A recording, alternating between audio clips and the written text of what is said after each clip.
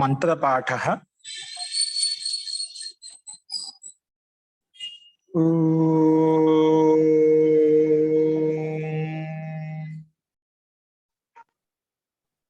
सहनाववतु सहनौ भुनक्तु सह वीर्यं करवावहै तेजस्विनावधीतमस्तु मा विद्विषावहै।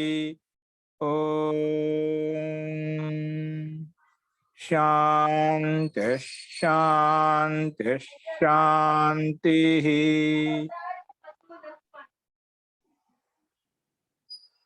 सर्वेभ्यो नमः। अंदरिकी नमस्कारम अंडी। మనము రచనానువాద కౌముదిలో సంధి ప్రకరణం చెప్పుకుంటున్నాం. సంధి విచారము నిన్న కొన్ని సంధులు చూశాము. అందులోనే ఇంకా కొన్ని సంధులు ఉన్నాయి, అవి సంక్షేపంగా చెప్పుకున్నామండి. అస్తు. నిన్న మనము జషత్వ సంధి వరకు చూశాము. అంతకన్నా ముందు స్వర సంధి చూశాము, హల్ సంధి చూశాము. తర్వాత విసర్గ సంధి మనం మొదలు పెట్టుకున్నామంట.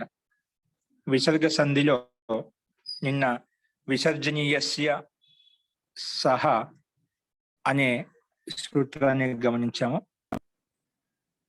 ఇది విసర్గ స్థానంలో సకారం వస్తుంది, దంత సకారం వస్తుంది. కానీ ఎప్పుడు వస్తుందంటే ప్రక్కన వర్గాల యొక్క ప్రథమాక్షరం కానీ ద్వితీయ అక్షరం కానీ లేదా ఊష్మ వర్ణాలు ఉంటే అప్పుడు విసర్గ స్థానంలో సకారం వస్తుంది అని మనం నిన్న చెప్పుకున్నాము.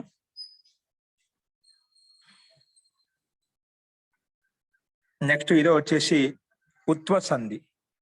ఉత్వ సంధి అంటే ససజుసోరుహు అనే సూత్ర నియమ ప్రకారంగా రుకారం వస్తుంది. ఏమొస్తుందండి? ససజుసోరుహు అనే సూత్రం ప్రకారంగా సకార స్థానంలో రు వస్తుంది. ఆ రుకారానికి విసర్గం చేస్తాం, ఆ రుకారానికే విసర్గం అయిపోతుంది.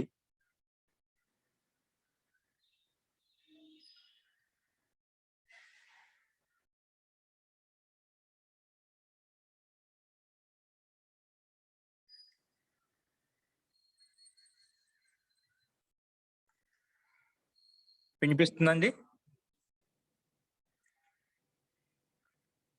వినిపిస్తుంది మహోదయ. ఉత్వ సంధిలో మనకు ససజుసోరుహు ప్రకారంగా పదానికి అంతిమంలో ఉండే సకారానికి ఏమవుతుందంటే ససజుసో పదాంతస్య సకారస్య రుకారః భవతి అని చెప్పి రు వస్తుంది. రుకారానికి అనుబంధ లోపం చేస్తే విసర్గం వచ్చేస్తుంది అన్నమాట. అంటే విసర్గం రావడానికి ససజుసోరుహు ప్రకారంగా రు వచ్చేసింది. ఆ రుకి అనుబంధ లోపం చేస్తే రేప మిగులుతుందా? ఆ రేపానికి వేరే సూత్రం ద్వారా ఆ రేప స్థానంలో ఉకారం వస్తుంది. ఒకటి అతో రో రప్లుత దప్లుతే మనం పక్కన ఇప్పుడు చెప్పుకుంటాము. అదేవిధంగా నెక్స్ట్ వచ్చేసి హసిచ అనే సూత్రం ప్రకారంగా హస్వర్ణం పక్కన ఉంటే ముందు ఉన్నటువంటి రేపానికి ఉకారం వస్తుంది. అందుకే ఉత్వ సంధి అని చెప్పాం. అంటే ససజుసోరుహు అనే సూత్రం ప్రకారంగా రేపానికి ఉకారం వస్తుంది కాబట్టి ఉత్వ సంధి అని చెప్పాం. రేపానికి ఉకారం వస్తుంది కాబట్టి ఉత్వ సంధి అని చెప్పాము. సో అందుకే ఇక్కడ చూడండి, ఇక్కడ కనిపిస్తుంది మీకు ఉత్వ సంధి ససజుసోరుహు. స్లైడ్ మీద కనిపిస్తుంది కదా. పదికే అంతిం అంటే సకారంనకు రు వస్తుంది.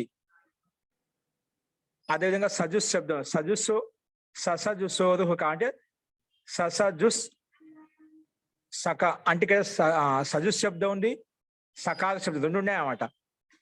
సజుస్ శబ్దంలో ఉండే సకారానికి లేదా పదానికి అంతిమంలో ఉండే సకారానికి, ఈ రెండు సజుష్లో మూలధన సకారానికి ఏమొస్తుంది? రు వస్తుంది. లేదా పదానికి అంతిమంలో ఉండే రకారానికి సకారానికి రుకారం వస్తుంది. ఆ రుకారం వచ్చినప్పుడు అనుబంధ లోపం చేస్తాము, అప్పుడు కేవలం రేప మిగులుతుంది. ఆ రేపానికే ఉకారం వస్తుంది. ఆ రేపానికే ఊ చేసుకుంటాం, అందుకే ఉత్వ సంధి అని చెప్పాం. అదేంటో కింద మనకు అతో రో రప్లుత దప్లుతే. ఈ సూత్రం ఏమంటుందంటే రెండు హ్రస్వ అకారాలకు మధ్యన రేపం ఉంటేనా ఆ రేపానికి ఉకారం వస్తుంది అంటుంది. ఏమంటుందండి? రెండు హ్రస్వ అకారం అంటే పూర్వపదంలో హ్రస్వం ఉండాలి, ఉత్తర పదంలో పూర్వపదంలో అంతిమ అక్షరం హ్రస్వం ఉండాలి, హ్రస్వ అకారం ఉండాలి. ఉత్తర పదంలో పదానికి మొదటి అక్షరము హ్రస్వం ఉండాలి. ఈ రకంగా రెండు హ్రస్వాలకు మధ్యలో ఉన్నటువంటి రేపం ఏదైతే ఉందో రేపానికి ఉకారం వస్తుంది. అతో రోదప్లుత దప్లుతే ప్రకారంగా ఉకారం వస్తుంది. ఆ అందుకు ఉకారం వచ్చిందని ఉత్వ సంధి అని చెప్పామన్నమాట. ఇది కూడా ఉకారం చేస్తుందన్నమాట. తర్వాత ఉకారం వచ్చిన తర్వాత వేరే నియమాల ప్రకారంగా ఆద్గుణ ప్రకారంగా గుణం అయిపోయి వేరే విధంగా మారిపోతుంది. అది వేరే విషయం అన్నమాట. ఇక్కడ పదానికి అంతిమంలో సకారానికి రూ చేయడం వరకే మనం లక్ష్యం అంట. రేపస్థానం ఊ వచ్చింది కాబట్టి ఉత్వ సంధి అని చెప్పాం. అలాగే అతో రోదప్లుత దప్లుతే ప్రకారంగా రెండు హ్రస్వ అకారాలకు మధ్యలో ఉన్నటువంటి రేపానికి ఉకారం వచ్చింది కాబట్టి ఉత్వ సంధి అని చెప్పుకున్నాం. తర్వాత వేరే విధంగా నియమాలు వచ్చి మారిపోతాయన్నమాట. ఇక చూడండి, రామః ప్లస్ అతి, రామః ప్లస్ అస్తి.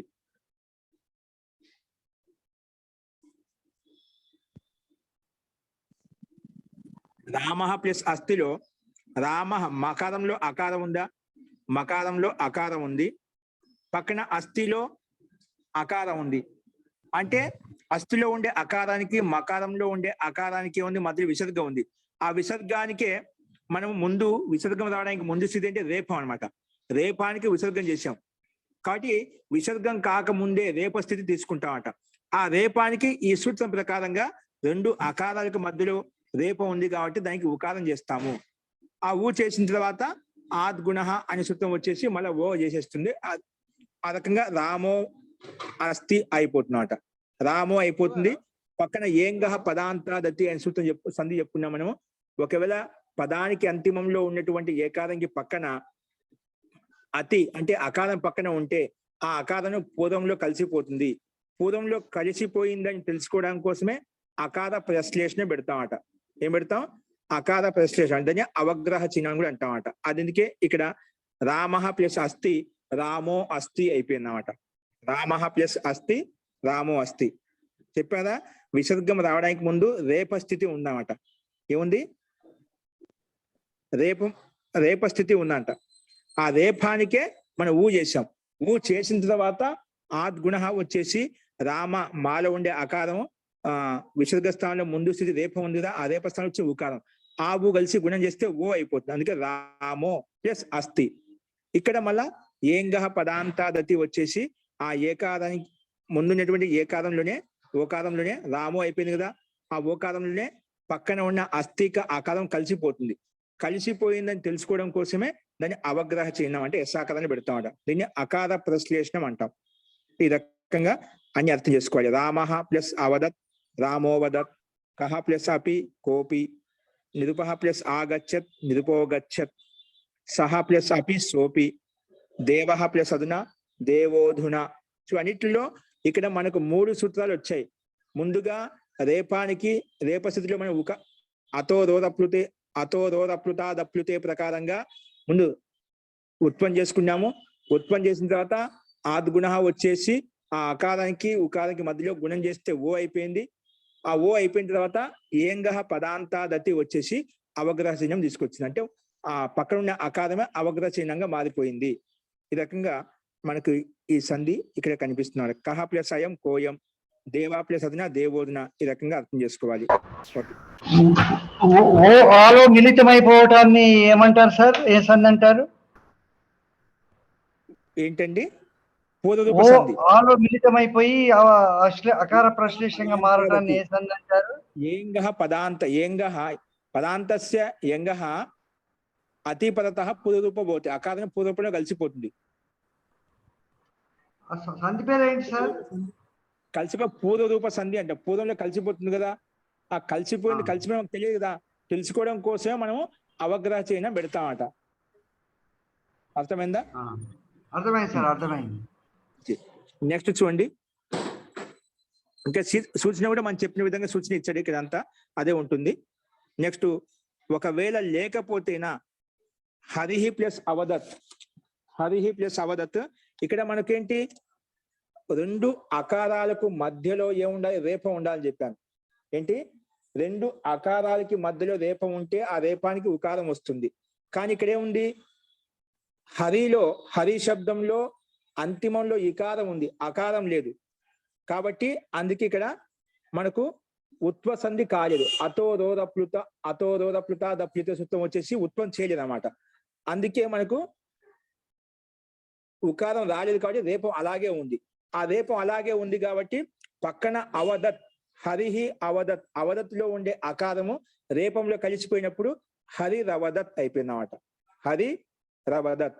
అలాగే గురుహు ప్లస్ అస్థి, గురుహు ప్లస్ అస్థిలో విసర్గం అనేది మనము ముందు స్థితి తీసుకుంటాం, రేప స్థితి తీసుకుంటాం. రేపం ఏదైతే ఉందో రేపానికి విసర్గం వస్తుంది చెప్తున్నాం కదా.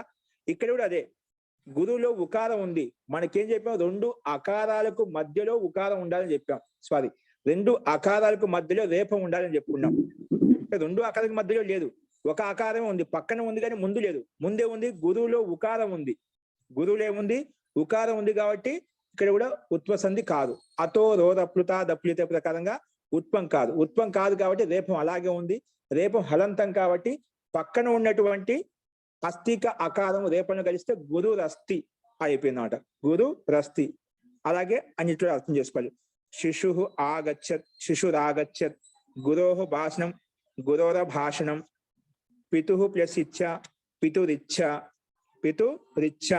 ఇక్కడ కూడా పక్కన ఏది ఉంటే అది కలిసిపోతున్నాం. ఆ ఉంటే ఆ కలుస్తుంది, ఈ ఉంటే ఈ కలుస్తుంది. ఇక్కడ ఈ ఇచ్చాలో ఈ ఉంది కాబట్టి రేపానికి ఈ కలిపితే పితురిచ్చ అలా అయిపోయింది అనమాట. ఈ రకంగా మనం అర్థం చేసుకోవాలి. అస్తు. నెక్స్ట్ వచ్చి చూడండి ఉత్వసంధి. ఇది కూడా ఉత్వసంధి చెప్తున్నమాట. అతో రోదప్లుత దప్లుతేకి కండిషన్స్ ఏంటి, రెండు అకారాలకు మధ్యలో రేపం ఉంటే ఉకారం చేస్తాం, ఇది ఒక కండిషన్. ఒకవేళ ముందు అకారం ఉండి పక్కన హసిచ, హస్వర్ణ ఉన్నప్పుడు కూడా భయం లేదు. హస్వర్ణ ఉన్న కూడా ముందున్నటువంటి రేపానికి ఉకారం వస్తుంది అని ఈ సూత్రం చెప్పిందండి. ఏం చెప్పింది, హ్రస్వ అకారము తర్వాత పక్కన హస్వర్ణం అంటే హస్ ప్రత్యాహారంలో ఉండేటువంటి వర్ణం. హస్ ప్రత్యాహారంలో ఏ వర్ణాలు వస్తాయి, వర్గాల యొక్క 3వ అక్షరము, 4వ అక్షరము, 5వ అక్షరము. వర్గాల యొక్క తృతీయ చతుర్థ పంచమాక్షరాలు వస్తాయన్నమాట. ఈ వర్గాల యొక్క తృతీయ చతుర్థ పంచమాక్షరాలు పక్కన ఉంటే, లేదా హ యా వ ర ల ఈ వర్ణాలు పక్కన ఉంటే అప్పుడు ఆ ముందున్నటువంటి రేపానికి కూడా ఉకారం వస్తుంది. ఏమొస్తుంది, ఒకటేమో రెండు అకారాలకు మధ్యలో ఉన్నటువంటి మధ్యలో ఉండే రేపానికి ఉకారం చేశాం. ఒకవేళ ఈ కండిషన్ లేదనుకోండి, ఒకవేళ పక్కన ఒకవేళ హస్వర్ణం ఉంటే గిన అప్పుడు హసిచ అనే సూత్రం ప్రకారంగా రేపస్థానం ఉకారం వస్తుంది. కానీ ఈ రకంగా చూసుకోవచ్చు. అందుకే రామః ప్లస్ వంద్య, రామహలో అకారం ఉంది, మాలో ఆ ఉంది, కానీ పక్కన లేదు. పక్కనే ఉంది, హస్వర్ణం ఉంది. అందుకే హస్వర్ణం ఉంది కాబట్టి హసిచ అనే సూత్రం ప్రకారం ఉత్వం అయిపోయింది. అంటే ముందున్న విసర్గం రేపం అని చెప్పుకున్నాం కదా, రేపం అని చెప్పుకున్నాం కదా, ఆ రేపానికి ఉకారం చేసుకున్నాం. అందుకే ఊ చేసుకున్న తర్వాత రామ ప్లస్ ఊ, మళ్ళీ ఆద్గుణ వచ్చి ఓ అవుతుంది, రామో వంద్య. ఇక్కడ రెండే సూత్రాలు వచ్చాయన్నమాట. ఏంగహ పదాంతాదతి సూత్రం రాదు, ఏంగహ పదాంతాదతి సూత్రం రాదు. ఎందుకంటే ఏంగహ పదానికి అంతిమంలో ఏ గాని ఓ గాని ఉంటే తర్వాత పక్కన అతి అంటే అకారం ఉంటే అప్పుడు ఆ అకారం ముందున్నటువంటి ఏ కారంలో కానీ ఓ కారంలో కానీ కలిసిపోయేది. కానీ ఇక్కడ ఏ కారం లేదు, ఓ కారం లేదు, ఏ కారం ఉంది, ఓ కారం, కానీ పక్కన అతి లేదు అంటే అకారం లేదు. ఏముంది, వంద్య వా ఉంది అంటే హస్వర్ణం ఉంది. కాబట్టి ఇక్కడ అకారం ఉంటేనే పూర్వంలో కలిసిపోతుంది, లేదు కాబట్టి కలవలేదు. అందుకే ఎలా ఉందో అలాగే ఉంది. రామో వంద్య, దేవ ప్లస్ గచ్చతి, దేవో గచ్చతి. ఊరికి గుణసంధి చేశాము కానీ పక్కన కలుపుకోలేదు అనమాట. కలుపుకోవడానికి ఏ ఆధారం లేదు మనకు. ఓకే, కృష్ణ ప్లస్ వదతి, కృష్ణో వదతి. బాల ప్లస్ హసతి, బాలో హసతి. అలాగే బాల ప్లస్ లిఖతి, బాలో లిఖతి. నిరుప ప్లస్ రక్షతి, నిరుపో రక్షతి. సో అన్నిటిలో హస్వర్ణాలు పక్కన ఉన్నాయి కాబట్టి రేపానికి ముందు ఉత్వం చేసుకున్నాం. ఉత్వం చేసిన వెంటనే ఆద్గుణ వచ్చేసి గుణం చేసేసింది. అందుకే నిరుపో గచ్చతి, నిరుపో రక్షతి. అలాగే ఎంజన్ తీసుకోవచ్చు. రామ ప్లస్ జయతి, రామో జయతి. శిష్య ప్లస్ యజతి, శిష్యో యజతి, అలాగా అర్థం చేసుకోవాలి. నెక్స్ట్ వచ్చేసి యత్వ సంధి, యకారం చేస్తాం, అందుకే జస్ట్ చేసాం జసత్వ సంధి అని చెప్పాము, ఉకారం చేసాం కాబట్టి ఉత్వ సంధి అని చెప్పాం. ఇప్పుడు యత్వం చేస్తున్నాం, యకారం చేస్తున్నాం కాబట్టి యత్వ సంధి అంటున్నాం. యకారం చేస్తున్నాం కాబట్టి యత్వ సంధి అంటున్నాం. ఏం చేస్తున్నాం? యకారం చేస్తున్నాం కాబట్టి యత్వ సంధి అంటున్నాము. ఓకేనా? యత్వ సంధి అంటున్నాం అన్నమాట. అస్తు. ఇక చూడండి, ఇది యత్వ సంధి ఎలా వస్తుంది? భో భగో అఘో అపూర్వస్య యో అసి అంటే భోకి పక్కన గాని, భగోకి పక్కన గాని, అఘోకి పక్కన గాని ఏముండాలి? అకారము లేదా ఆకారం ఉంటే అప్పుడు కూడా రేప స్థానంలో అప్పుడు ఏమొస్తుంది? రేపానికి అంటే రకారానికి యకారం వస్తుంది. రేపానికి ఏమొస్తుంది? యకారం వస్తుంది. కానీ బాద్మే అంటే పక్కనే ఉండాలి అస్ ప్రత్యయ, హస్ కాదు, హయవర్తంలో హాంచి కాదు, ఆ ఈ ఉన్లో ఉండేటువంటి అకారం నుంచి మొదలుకొని జబ గడదస్లో ఉండే షకారం వరకు ఏ వర్ణాలు పక్కన ఉన్నా కూడా అంటే స్వరాలు మొత్తం వచ్చేస్తాయి. హ యా వా రా ల ఈ వర్ణాలు కూడా వస్తాయన్నమాట. ఈ వర్ణాలు పక్కన ఉంటే అప్పుడు ఏమవుతుంది? అప్పుడు ముందున్నటువంటి రేపస్థానంలో యకారం వస్తుంది. ఏమొస్తుంది? ముందున్నటువంటి రేపస్థానంలో యా వస్తుంది. అందుకే యత్వ సంధి అని చెప్పామట. ఓకేనా? తర్వాత హలి సర్వేషాం లోపః శాకల్యస్య అంటే యకారం తరువాత ఒకవేళ వ్యంజనం ఉంటే ఆ యకారం లోపిస్తుందండి. యకారం వచ్చిన తర్వాత కూడా ఒకవేళ పక్కన పదంలో వ్యంజన వర్ణం ఉంటే గిన అది వెంటనే ఆ యకారం వచ్చింది లోపిస్తుంది. అంటే రేప స్థానంలో యా చేసుకున్నాం కదా, ఆ యకారం కూడా వెంటనే వ్యంజన వర్ణం పక్కన ఉంటే లోపిస్తుంది. ఇది మనకు సంధి సూత్రంలో మనం అభ్యాసం 24 చెప్పుకున్నాం, అక్కడ గమనించండి. పైన ఉత్ప సంధి కూడా మనం హసిచ్చే అది కూడా చెప్పుకున్న 23 అభ్యాసంలో అది కూడా అక్కడ గమనించండి. ఓకేనా? ఈ రకంగా ఒకవేళ వ్యంజనం పక్కన ఉంటే కూడా లోపిస్తుంది, అది మనం గమనించాలి. సో ఇక్కడ కూడా అంటే మన ఇష్టం అంట, ఒకసారి లోపిస్తుంది ఒకసారి లోపించదు. అందుకే లోపించినప్పుడు దేవా గచ్చంతి అవుతాం, దేవా గచ్చంతి అని చెప్తాం. లోపించకపోతే దేవాయి గచ్చంతి అలా ఉంటున్నమాట. అంటే లోకంలో ఇలా 2 రకాల ప్రయోగాలు ఉన్నాయన్నమాట. అంటే సాహిత్యంలో అంటే ప్రయోగం ఉంది కాబట్టి అలా చెప్పబడింది అన్నమాట. అస్తు. ఈ రకంగా మనము యత్వ సంధి కూడా మనం చూసాము. నెక్స్ట్ సులోప సంధి, ఇది ఎక్కువగా ఉపయోగిస్తుంటారు. సులోప సంధి అంటే ఏతత్ తదోహు సులోపో కోరనై సమాసే హలి అంటే ఒకటి గుర్తు పెట్టుకుని స్థూలంగా సహశబ్దం కానీ ఏషః శబ్దానికి సహశబ్దంలో విసర్గం ఉంది, ఏషః శబ్దంలో విసర్గం ఉంది. ఆ విసర్గానికి లోపం అవుతుంది ఎప్పుడు? పక్కన ఏదైనా హల్ వర్ణం ఉంటే. ఈ సూత్రం ప్రకారంగా ఇది సులోప సంధి. అంటే సూకే విసర్గం చేసాం కానీ సులోప సంధి అంటున్నామట. ఆ విసర్గానికి లోపం చేస్తున్నామట.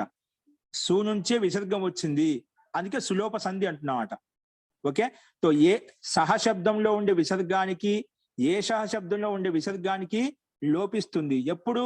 పక్కన సహశబ్దానికి హలువర్ణం ఉంటే లేదా ఏష శబ్దానికి పక్కన హలువర్ణం ఉంటే అప్పుడు వెంటనే సహకి పక్కన విసర్గం ఉండదు, ఏషః పక్కన విసర్గం ఉండదు. ఈ 2 శబ్దాలు ఏతత్ తదోహు, ఏతద్ నుంచి సహశబ్దం వస్తుంది, అలాగే తద్ శబ్దం నుండి సహశబ్దం వస్తుంది అన్నమాట. ఏతద్ నుంచి ఏషః, తద్ శబ్దం సహశబ్దం వస్తుంది. ప్రథమ పురుషం ఏకవచనం 2 కూడా. సో ఇది అర్థం చేసుకుంది. శ్లోప సంధి అంటాము. అందుకే సహ పఠతి చూడండి ఉదాహరణ. సహలు విసర్గం ఉంది, పక్కన పఠతి. పఠతిలో పా అనేది హల్వర్ణం కదా, అందుకే హల్వర్ణం కాబట్టి ముందున్నటువంటి విసర్గం లోపించింది, అందుకే స పఠతి. సహ ప్లస్ అయం సోయం. ఇక్కడ సహ ప్లస్ అయం సకాలంలో ఉండే అకారము, అయంలో ఉండే అకారం, 2 అకారాలకు మధ్యలో ఉంది విసర్గం ఉంది.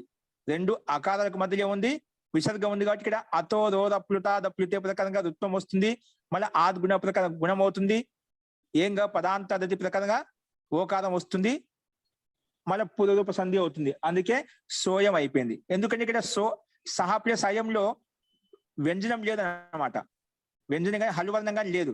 హల్వర్ణం ఉంటే లోపిస్తుంది, అందుకే లోపించలేదు అన్నమాట. సహ లిఖతి, లిఖతి లా హల్వర్ణం కాబట్టి విసర్గం లోపించింది. సహ ప్లస్ ఆగత, సహ ప్లస్ ఆగత ఇక్కడ విసర్గం ఉంది కాబట్టి ఆగతలో స్వరం కాబట్టి ఇక్కడ లోపించలేదు మళ్ళీ. ఓకేనా? స్వరం ఉంటేనే లోపిస్తుంది, వ్యంజనం ఉంటే లోపిస్తుంది, లేకపోతే లోపించదు. నెక్స్ట్ ఏషః ప్లస్ వదతి. ఏషః ప్లస్ వదతిలో ఏషః ప్లస్ వదతి ఏషః విసర్గం ఉంది, పక్కన వదతిక వా హల్వర్ణం ఉంది, అందుకే విసర్గం లోపిస్తుంది. అందుకే ఏష వదతి. స ఇచ్చతిలో మనకి ఇక్కడ అచ్చుంది కాబట్టి అక్కడ లోపించదు. కాబట్టి అందుకే సహ శబ్దానికి పక్కలో గాని ఏషా శబ్దానికి పక్కలో గాని విసర్గం ఎప్పుడు లోపిస్తుంది? పక్కన వ్యంజన వర్ణం అంటే హల్వర్ణం ఏది కనిపించినా కూడా వెంటనే లోపిస్తుంది. అందుకే దీన్ని శ్లోప సంధి అని చెప్పుకున్నాము. అస్తు. నెక్స్ట్ చూడండి. మహోదయ, నాకు ఒక సందేహం మహోదయ. ఆ ఇప్పుడు సా ప్లస్ ఆగత ఉంది కదా, సా ప్లస్ ఆగత, అది స్వాగత అవదా మహోదయ? అక్కడ ఉకారం వచ్చి ఓకారం రాదా? పైన సహ ప్లస్ అయం వస్తే స్వయం అయింది, ఇది అట్లా రాదా? అది రెండు హ్రస్వ ఆకారాలకు మధ్యలో, ఇది హ్రస్వ ఆకారంగా దీర్ఘాకారం కదా. ఓహో, దీర్ఘాకారం అయితే రాదు. రాదు. రెండు హ్రస్వ ఆకారాలకు మధ్యలో రేపు ఉంటేనే వస్తుంది. అప్పుడు ఊ వస్తుంది, ఆ ఊకి మనం గుణం చేసుకుని ఊ అయిపోతుంది. సరే సార్. ఓకే అండి. ఇది కూడా మన అభ్యాసం 25 చెప్పుకున్నాం. శ్లోప సంధి అక్కడ గమనించండి. నెక్స్ట్ ఏంగి పరరూపం. ఏంగి పరరూపం ఇదేమంటుంటే అకారాంత ఉపసర్గం తర్వాత ధాతునకు ఉండేటువంటి ఏకారం కానీ ఓకారం ఉంటే ఆ రెండింటి స్థానంలో ఏమవుతుంది?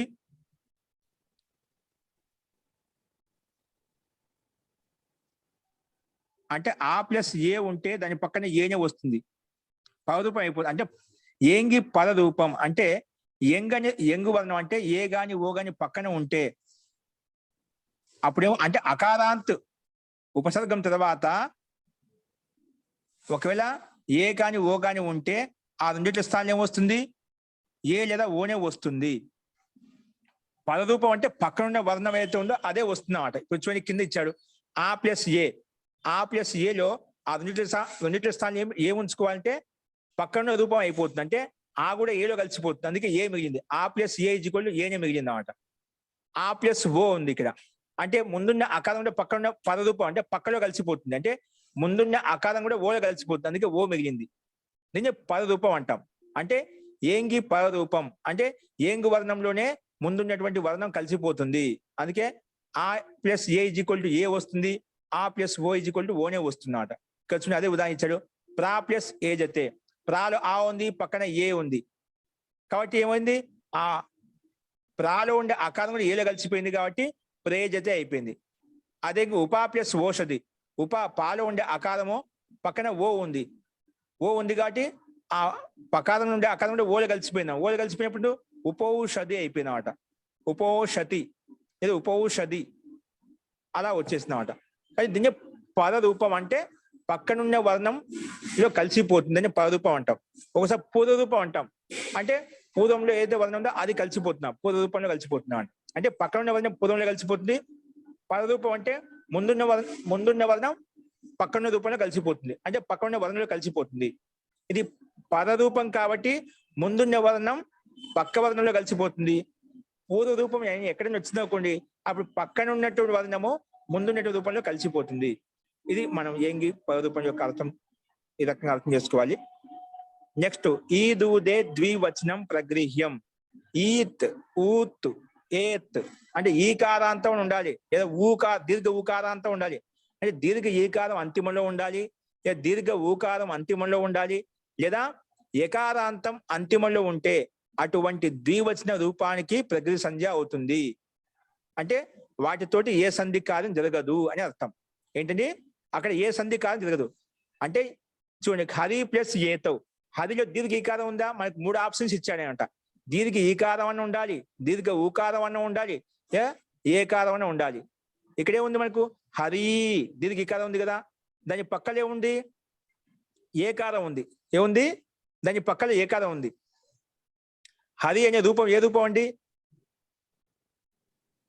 హరిహి, హరి, హరయ, ఇది ప్రథమ విభక్తి ద్వివచనం అన్నమాట. ఓకేనా? సో ఇది దీర్ఘ ఈకారాంతం ద్వివచన రూపం అన్నమాట. అందుకే ఇక్కడ హరి ప్లస్ ఏతోలో ఎనసంధి ప్రాప్తం అవుతుంటే ఈ ఈదుదే ద్వివచనం ప్రగృహ్యం వచ్చేసి ఏం చెప్పిందంటే ఇది ప్రగృహ సంధ్య అవుతుంది, అంటే ఇక సంధి జరగదు అని చెప్పిందన్నమాట. ఒకవేళ దీర్ఘ ఈకారాంత ద్వివచన రూపం ఉంటే గినా అది ప్రగృహ సంధ్య అవుతుంది. అంటే ప్రగృహ సంధ్య కావడం వలన ఇక్కడ సంధి జరగదు. దీర్ఘ ఇకారమై ఉండాలి, అది ద్వివచనమై ఉండాలి. ఈ దీర్ఘ ఇకారము హరిహి హరి ప్రకారం ద్వివచనం కూడా, కాబట్టి ఇక్కడ సంధి జరగలేదు. అందుకే హరి ప్లస్ ఏతో విడివిడిగిన అలాగే ఉండిపోయాయి. నెక్స్ట్ గంగే ప్లస్ అము. ఏంటండి? గంగే ప్లస్ అము. గంగేలో ఏ ఉంది చెప్పారా? 3 ఆప్షన్స్, దీర్ఘ ఇకారము, దీర్ఘ ఉకారము లేదా ఏకారం ఉండాలి. ఇప్పుడు గంగేలో ఉంది, ఏకారం ఉంది. ఏకారం ఉంది కాబట్టి అది ఏకారము ప్లస్ అది ఏ రూపము? ద్వివచనం. స్త్రీలింగం రమా రమే రమాహ అంటాం కదా ద్వివచనంలో, అదే గంగా గంగే. ఇది ప్రథమ విభక్తి ద్వివచనం కూడా గంగే వస్తుంది, ప్లస్ ఏకారం కూడా. సో ఏకారాంతము ప్లస్ ద్వివచనం కాబట్టి మన ప్రకృతి సూత్రం ప్రకారం ఏమొచ్చింది? ప్రక్రియ సంధ్యాన్ని పేరు పెట్టుకున్నాం. ప్రక్రియ సంధ్యాన్ని పేరు పెట్టుకోవడం వల్ల ఇక్కడ సంధి జరగలేదు. ఏ సంధి ప్రాప్తమైంది? ఏ చోయ వాయావహ ప్రకారం ఐ ఆదేశం ప్రాప్తం అవుతుంటే ఇది వచ్చేసి సంధి జరగదు అని చెప్పింది. ఎందుకంటే ఏకారం ఉంది ప్లస్ ద్వివచనం యొక్క రూపము. అటువంటి ఏకారము ద్వివచనం యొక్క రూపం ఉంటే అక్కడ సంధి జరగదు అని చెప్పి నిషేధించింది. ఓకే, నెక్స్ట్ వచ్చేసి అలాగే విష్ణు ప్లస్ ఇమౌ. ఇక్కడ దీర్ఘ ఉకారం ఉంది, దీర్ఘ ఉకారంతో ఉంది కదా. ఇక్కడ కూడా ఎనాదేశ సంధి ప్రాప్తం అవుతుంటే, లేదండి గురువు గురవ, అలాగే విష్ణు ద్వివచన రూపము ప్లస్ దీర్ఘ ఉకారం కూడా ఉంది. కాబట్టి అటువంటి శబ్దానికి ప్రకృతి సంధి అని పేరు పెట్టాం కాబట్టి ఇక్కడ కూడా సంధి జరగదు. ఎనాదేశ సంధి జరుగుతుంటే ఇది సూత్రం వద్దని చెప్పిందన్నమాట. అలాగే పచేతే ప్లస్ ఇమౌ. ఇక్కడ ఏ ఉంది, ఏకి పక్కన ఏ చోయ వాయావహ ప్రకారంగా అయాదేశం ప్రాప్తం అవుతుంటే ఇది కూడా ప్రకృతి సంధి అని పేరు పెట్టుకోవడం వల్ల ఇక్కడ సంధి జరగలేదు, సంధి నిలబెట్టేసింది అన్నమాట. ఇది సరే, ధాతువా? పచేతే అనే ధాతువా? ఇది పచేతే ధాతు అండి. ధాతువైన నామపదమైన ద్వివచనం అయితే ప్రగృహ్య సంజ్ఞ వచ్చేస్తుందా? ద్వివచన రూపం ఉండాలి. పచతే పచేతే పచంతే, సేవతే సేవేతే సేవంతే. అది ఏకారమై ఉండాలి ప్లస్ ద్వివచనం యొక్క రూపం ఉండాలి. అది శబ్ద రూపం కావచ్చు, ధాతు రూపం కావచ్చు. ద్వివచనం ఉందా లేదా? వచనం ఒకటే. యకారాంతం ద్వివచనం రూపం ప్రక్రియ సంజ్ఞకం భవతి, ఉకారాంతం ద్వివచనం శబ్ద రూపం ప్రక్రియ సంజ్ఞకం భవతి అంటున్నాడు. అస్తు, ఈ రకంగా చూసాము. నెక్స్ట్ ఎరోను నాసికేను నాసికోవా. ఇదేమంటుందంటే ఎరోను నాసికేను నాసికోవా పదాంత అంటే అంటే ఏమిటి? ఏది ప్రత్యాహారం అంటే హకారాన్ని వదిలిపెట్టి అన్ని వ్యంజనాలు వచ్చేస్తాయి. ఏది ప్రత్యాహారంలో ఒక హ వర్ణాన్ని వదిలిపెట్టి మొత్తం వ్యంజన వర్ణాలు మొత్తం వచ్చేస్తాయి. దాన్ని ఏది ప్రత్యాహారం అంటాం. ఆ ఏది ప్రత్యాహారంలో ఉన్నటువంటి వర్ణాలకు పక్కన అనునాసిక ఉంటే, అంటే అనునాసిక అంటే ఏమిటి? వర్గం యొక్క పంచమాక్షరం. అంటే పంచమాక్షరం అనేది ఉంటే అనుకోండి, ఎక్కడ ఏది ప్రత్యాహారానికి అంటే వ్యంజనాలకు పక్కన పంచమాక్షరం ఉందనుకోండి, అప్పుడు ముందున్నటువంటి ఏదు వర్ణానికి కూడా పంచమాక్షరం వచ్చేస్తుంది. అర్థమైందండి? ముందు ఏదైనా ఒక హకారం వదిలిపెట్టి ఏదైనా ఒక వ్యంజన వర్ణం ఉందనుకోండి, ఆ వ్యంజన వర్ణానికి ప్రక్కన పంచమాక్షరం ఉంటే ముందున్న వర్ణం కూడా పంచమాక్షరం కింద మారిపోతుంది. ఏ వర్గం యొక్క అక్షరం ఉంటే అదే వర్గం యొక్క పంచమాక్షరం వచ్చేస్తుంది. అర్థమైందా? వ్యంజన వర్ణం పక్కన ఏదో ఒకటి పంచమాక్షరం ఉండాలి. పంచమాక్షరం ఉంటే ముందున్న వర్ణం కూడా పంచమాక్షరం కింద మారిపోతుంది. అంటే ఏ పంచమాక్షరము? ముందు ఏ వర్గం యొక్క అక్షరం అయితే ఉందో అదే వర్గం యొక్క పంచమాక్షరం అయిపోతుంది. ఇక్కడ చూడండి ఉదాహరణ, ఇది నియమం ఐచ్ఛికం అంట, అంటే మన ఇష్టం, చేసుకోవచ్చు. వాక్ ప్లస్ మయం. ఏంటండి? వాక్ ప్లస్ మయం. ఇక్కడ వాక్ అనేది ఏంటి? మంచి వాక్ శబ్దము. వాక్కులో వ్యంజన వర్ణం ఉందా? వాక్ హలంతమే కదా, వ్యంజన వర్ణం కదా. వ్యంజన వర్ణానికి పక్కనే ఉండాలని చెప్పాను. ఏదైనా పంచమాక్షరం ఉండాలి. ఉంది కదా మయంలో పప బబ్బమ్మ పంచమాక్షరం కదా. అలాగా వ్యంజన వర్ణానికి పక్కన పంచమాక్షరం ఉంటే ముందున్న అక్షరం పంచమాక్షరం కింద మారిపోతుంది. అంటే పంచమాక్షరం ఏ విధంగా మారిపోతుంది? ముందే ఉంది కకారం ఉంది, అంటే కవర్గం యొక్క పంచమాక్షరం వస్తుంది. కవర్గం యొక్క పంచమాక్షరం ఏంటి? క గ ఘงవస్తుంది. అంటే కకారం గకారంగా మారిపోతుంది. అందుకే వాక్ ప్లస్ మయం వాంగ్మయం అయిపోయింది. ఏమైపోయింది? వాంగ్మయం అలా వచ్చిందట. అలాగే సద్ ప్లస్ మతి. సద్దులో ద హలంతము, అలంత వర్ణానికి పక్కన మళ్ళీ అనునాసిక మకారం ఉంది. అనునాసిక మకారం ఉంటే ముందున్నది కూడా అనునాసికగా మారిపోతుంది. ఏ అనునాసిక మారిపోతుంది?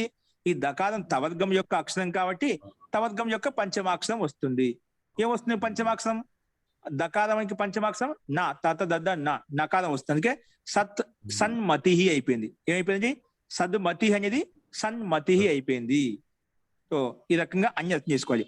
వ్యంజన వర్ణానికి ప్రక్కన ఏదైనా పంచమాక్షరం ఉంటే ముందున్న అక్షరం కూడా పంచమాక్షరం కింద మారిపోతుంది. అంటే ముందు ఏ వర్గం యొక్క అక్షరం అయితే ఉందో ఆ వర్గం యొక్క పంచమాక్షరం అవుతుంది. ఇది ఎరోను నాసికేను నాసికోవా అనే సూత్రం యొక్క అభిప్రాయం. అస్తు. నెక్స్ట్ తోర్లి.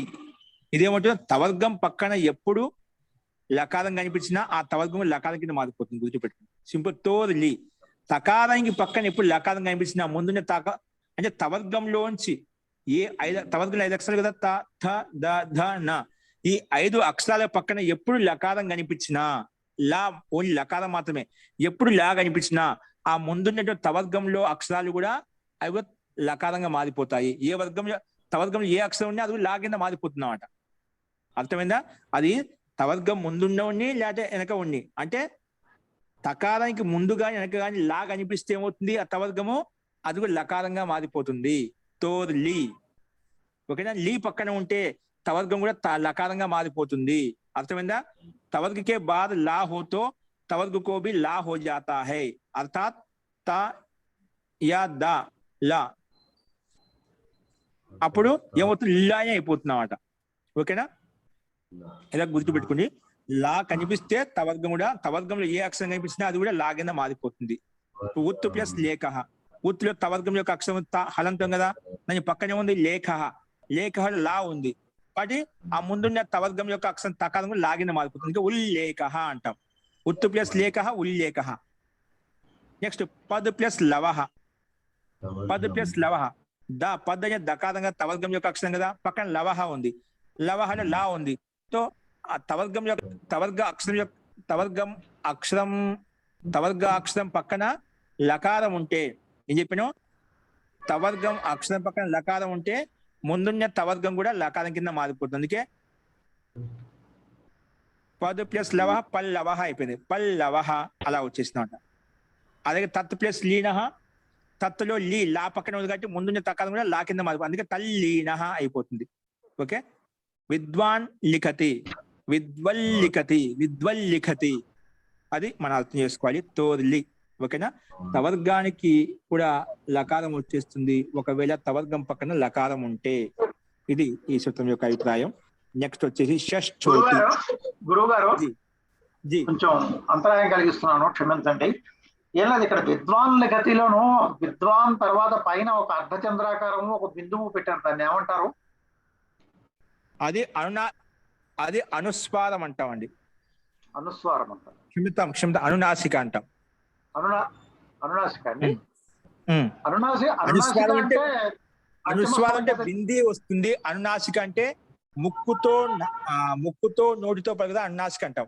ముఖ నాసిక వచనోను నాసిక ప్రకారంగా వ్యాకరణ ప్రకారంగా కొంచెం ముఖముతో కొంచెం నోటితో పలికే వర్ణాన్ని అనునాసిక అంటాము. అవునండి, వర్గీయ పంచమాక్షరాలన్నీ అనునాసికలే కదండి. అనునాసికాలే. దీన్ని కూడా ఈ అర్ధచంద్రాకారం పెట్టి బిందువు పెట్టినా కూడా అనునాసికనే అంటామా? అంటే ఎక్కడది అక్కడ అకారం ఉంది. ఇక్కడ ఇప్పుడు విద్వాన్ లిఖతి, దీని నకారము అన్నాస్ కింద మారిపోయింది అన్నమాట. ఆ సంజ్ఞని ఏమంటారు అంటున్నాను. అది అన్నాసికే అంటామండి. అట్లా అక్కడ అన్నాసికే వచ్చిందని పలికేటప్పుడు మనం ఎట్లా పలకాలంటే విద్వాన్ లిఖతి, విద్వాన్ లిఖతి, విద్వాన్ లిఖతి అంటే కొంచెం ముక్కు సాయం నోటు సాయం పలకాలన్నమాట. ఏంటంటే వాళ్ళ పలక ఉచ్చరించడం లేదు, మనము విద్వాన్ లిఖతి అలా పలకాలి. షష్ఠోటి. షష్ఠోటి అంటే ఏమిటి? పదాంతానికి అంటే పదానికి అంతిమంలో వర్గం యొక్క 1వ అక్షరం కానీ 2వ అక్షరం కానీ 3వ అక్షరం కానీ 4వ అక్షరం అంటే పంచమాక్షరం వదిలిపెట్టి పదానికి అంతిమంలో ఒక పంచమాక్షరం వదిలిపెట్టి ఏ అక్షరం వచ్చినా కూడా, ఓకేనా, ఆ అక్షరానికి పక్కన షకారం ఉంటే ఏముంది? షకారం ఉంటే ఆ షకారం చకారంగా మారిపోతుంది. ఏం చెప్పానండి? వర్గాల యొక్క 1, 2, 3, 4 అట్లా మొత్తం 20 అక్షరాలు. 20 అక్షరాల నుంచి 20 అక్షరాల పక్కన ఎప్పుడు తాళవ షకారం కనిపించినా ఆ తాళవ షకారం ఏమవుతుంది? చకారంగా మారిపోతుంది. షష్ఠోటి ఏంటి మారిపోతుంది. కానీ ఎప్పుడు ఆ షకారానికి షకారం ఎప్పుడు మారిపోతుంది? షకారం చకారంగా మారిపోవాలంటే ఆ షకారానికి పక్కన అట్టు ప్రత్యాహారం ఉండాలి. అట్టు ప్రత్యాహారం అంటే వర్గాలు స్వరాలు మొత్తం వచ్చేస్తాయి. ఆ యా వా రా ఉండాలి. స్వరాలు ప్లస్ హా యా వా రా అలా ఉంటే అప్పుడు వ్యంజన వర్ణాలకు పక్కన ఉండేటువంటి షకారానికి చకారం వస్తుంది. కానీ పక్కన కూడా స్వరాలు కానీ లేదా హా యా వా రా లా ఈ 4 అక్షరం ఇదొక అక్షరం పక్కన ఉంటే అప్పుడు శాసనంలో ఛా వస్తుంది. ఛా వచ్చిన వెంటనే మళ్ళీ వెంటనే స్తుత్వ సంధికి తిరిగిపోతుందండి. ఏమవుతుంది? స్తుత్వ సంధికి తిరిగిపోతుంది. ఏం జరిగిపోతుంది? స్తుత్వ సంధికి తిరిగిపోతుంది. అంటే 2 సంధులు వచ్చేస్తామండి. ఇది షష్ఠోటి యొక్క అర్థం. ఏం చెప్పాను? వ్యంజన పంచమాక్షరం వదిలిపెట్టి వ్యంజన వర్ణానికి ప్రక్కన తాళవి షకారం ఉంటే దానికి చకారం వస్తుంది, ఒట్టు చకారం వస్తుంది. కానీ ప్రక్కన అట్టు ప్రత్యాహారం ఉంటేనే, పక్కనే ఉండాలి, అట్టు ప్రత్యాహారం ఉంటేనే వస్తుంది అని చెప్పి మనకు చెప్పిందండి. ఓకేనా? అదేవిధంగా ఉదాహరించారు. తత్ ప్లస్ శివ, తత్ ప్లస్ శివ. చూడండి ఇక్కడ తత్తులో తకారం వ్యంజన వర్ణమే కదా, ఆ వ్యంజన వర్ణం పక్కనే ఉంది షకారం ఉంది. షకారం ఉంది కదా, ఆ షకారానికి చకారం రావాలి అంటే పక్కనే ఉండాలి. దాని పక్కనే వెంటనే ఆ స్వరాలు కానీ హా యా వా రా ఇవన్నీ ఉండాలి. హా యా వా రా లా ఈ 4 హా యా వా రా ఇవన్నీ ఉండాలి. ఇక్కడ మనకుందిదా శివలో సాకి పక్కన ఈ ఉంది కదా, స్వరం వచ్చింది కాబట్టి అందుకే ఆ ముందున్నటువంటి శివలో ఉండే షకారానికి చకారం వచ్చేసింది. చకారం వచ్చిన తర్వాత వెంటనే స్తోష్టునాష్టు ప్రకారంగా ఆ తత్తులో ఉండే తకారం కూడా చవర్గంగా మారిపోయింది. చవర్గం యొక్క మొదటి అక్షరం కాబట్టి చవర్గం యొక్క మొదటి అక్షరం వచ్చింది అన్నమాట. అందుకే తత్ ప్లస్ శివ తత్ శివ అయిపోయింది అన్నమాట. అలాగే సత్ ప్లస్ శీల షత్శీల అంటే 2 పనులు అవుతాయి. మనకు ఎప్పుడైతే చకారం వచ్చిందో వెంటనే స్తుత్వ సంధి కూడా జరిగిపోతుంది. ఎప్పుడు ఒకవేళ తవర్గం అక్షరం ఉంది కాబట్టి. తవర్గం అక్షరం కాకుండా వేరే అక్షరాలు ఉన్నా కూడా అక్కడ సంధి జరగదు అన్నమాట. ఒకవేళ తవర్గం యొక్క అక్షరం వస్తేనే సంధి జరుగుతుంది, లేకపోతే జరగదు అనమాట. ఓకే, సో ఈ రకంగా మన జషత్వం కూడా వస్తుందండి. ఏంటండి? తత్ శివలోను జషత్వం కూడా వస్తుందా? జషత్వ సంధి కూడా వస్తుందా? అవదా? తత్శివ జషత్ సంధి అవసరం లేదండి. ఇక్కడ ఎందుకు తత్తు ప్లస్ తకానికి జకారానికి దానికి చుత్వ సంధి అయిపోయింది. చుత్వ సంధి తత్ శివ అయిపోయింది. మళ్ళీ జసత్ సంధి ఎందుకు? లేదండి, అవసరం లేదండి. సరే, నెక్స్ట్ అనుస్వారస్య లాస్ట్ అనుస్వారస్య యయి పరసవర్ణ అంటే ఇది కూడా అనుస్వారానికి పక్కన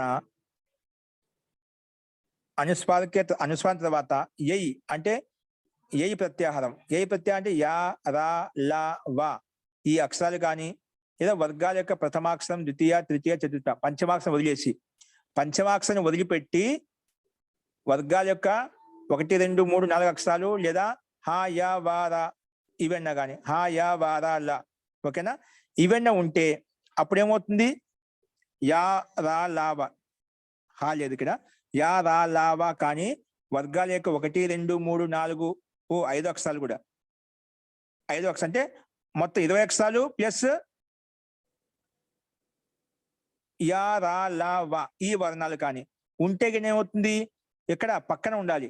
అనుస్వారం తర్వాత వర్గాల యొక్క అక్షరాలు కానీ లేకపోతే యా రా లా వా కానీ ఉంటే ఏమవుతుంది? ముందున్న అనుస్వారానికి పక్కన ఉన్న స్వరం యొక్క పంచమాక్షరం వస్తుంది. ఓకేనా? ఒకటి గుర్తు పెట్టుకుని సింపుల్ గా అనుస్వారానికి పక్కన ఏ అక్షరం ఉంటే ఆ అక్షరం యొక్క పంచమాక్షరం వస్తుంది. అనుస్వారానికి పక్కన ఏ అక్షరం ఉంటే అంటే ఏ వర్గం యొక్క అక్షరం ఉంటే ఆ వర్గం యొక్క అక్షరము ఆ అనుస్వారానికి వస్తుంది. ఆ అనుస్వారంలో పక్కనున్నటువంటి వర్గాక్షరం యొక్క పంచమాక్షరం ఈ అనుస్వారంలో వస్తుంది.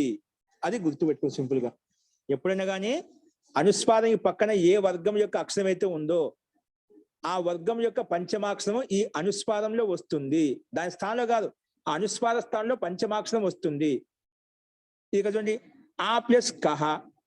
ఆ ప్లస్ కహలో పక్కనే ఉందండి నే అం ప్లస్ కహ. అం ప్లస్ కహ అండి. ఏంటి? అం ప్లస్ కహ. ఇక్కడ అంలో అనుస్వారం ఉంది, ఆ పైన బింది ఉందండి. ఏముంది? అనుస్వారం ఉంది. అనుస్వారంకి పక్కనే ఉంది కా ఉంది, అంటే కవర్గం యొక్క అక్షరం ఉంది, వ్యంజనం ఉంది కదా. అంటే ఇప్పుడు మన అనుస్వారానికి పరసవర్ణ పక్కన ఏ వర్ణం అయితే ఉందో ఆ వర్గం యొక్క అక్షరానికి పంచమాక్షరం వస్తుంది. ఇక్కడే ఉంది కహ ఉంది, అంటే కవర్గం యొక్క అక్షరం ఉంది. కానీ కవర్గానికి పంచమాక్షరం అంటే ఇంకా వస్తుంది, అంటే ముందున్న అనుస్వారానికి ఇంకా అయిపోతుంది. అందుకే అంగహ అంటే దాన్ని అంకహ అంటామాట. అంకహ అంకహ అని రాస్తాం. ఓకేనా? ఆ ప్లస్ చిత ఐ అంచిత ఐచిత. అలాగే షా ప్లస్ తహ శాంత. షాం ప్లస్ తహ శాంత. అలాగా అనుస్వారానికి పక్కన ఉన్నటువంటి వర్ణం యొక్క పంచమాక్షరం వస్తుంది. ఏ వర్ణం అన్నా ఉండండి, ఆ వర్గం యొక్క పంచమాక్షరం వస్తుంది. దీన్ని అనుస్వార. అం ప్లస్ చితః కాదు సార్, అం ప్లస్ చితః అంచితః ఐంచితః. చితః షం ప్లస్ కా. ఆ ప్లస్ కాదు సార్, అం ప్లస్ అనాలి కదా సార్, ఆ ప్లస్ అనొద్దు. షం ప్లస్ అనాలి కదా సార్, షా ప్లస్ అనొద్దు. షాం అని చెప్పాను, బింది పెట్టాను. షాం. ఇక్కడ మనకి ఏం లేదా? శాంత. షాం ప్లస్ తహ. షాంలో అనుస్వారం ఉంది కదా, ఆ అనుస్వారానికే పక్క ఉన్న వర్గం యొక్క అక్షరం తవర్గం యొక్క అక్షరం ఉంది, ఆ తవర్గం యొక్క పంచమాక్షరం వస్తుంది. షాంలో ఉండేటువంటి అనుస్వారానికి నకారం వచ్చేస్తుంది. అందుకే శాంత అయిపోయింది. ఓకేనా? ద్వారకనాథ్ రెడ్డి గారు అయిపోయింది సార్, కరెక్ట్ కరెక్ట్. నెక్స్ట్ వచ్చేసి నష్టవ్య ప్రశాన్. నష్టవ్య ప్రశాన్ ఇదేమంటుందంటే, పదానికి అంతిమంలో నకారం ఉంటే, ఏం చెప్పండి, ఏదైనా పదానికి అంతిమంలో నా ఉంటే హలంత నకారం, ఆ నకారానికి ఏమొస్తుంది? రు వస్తుంది. ఏమొస్తుంది? పదానికి అంతిమంలో నా ఉంటే ఆ నకారానికి రు వస్తుంది. ఆ రూకే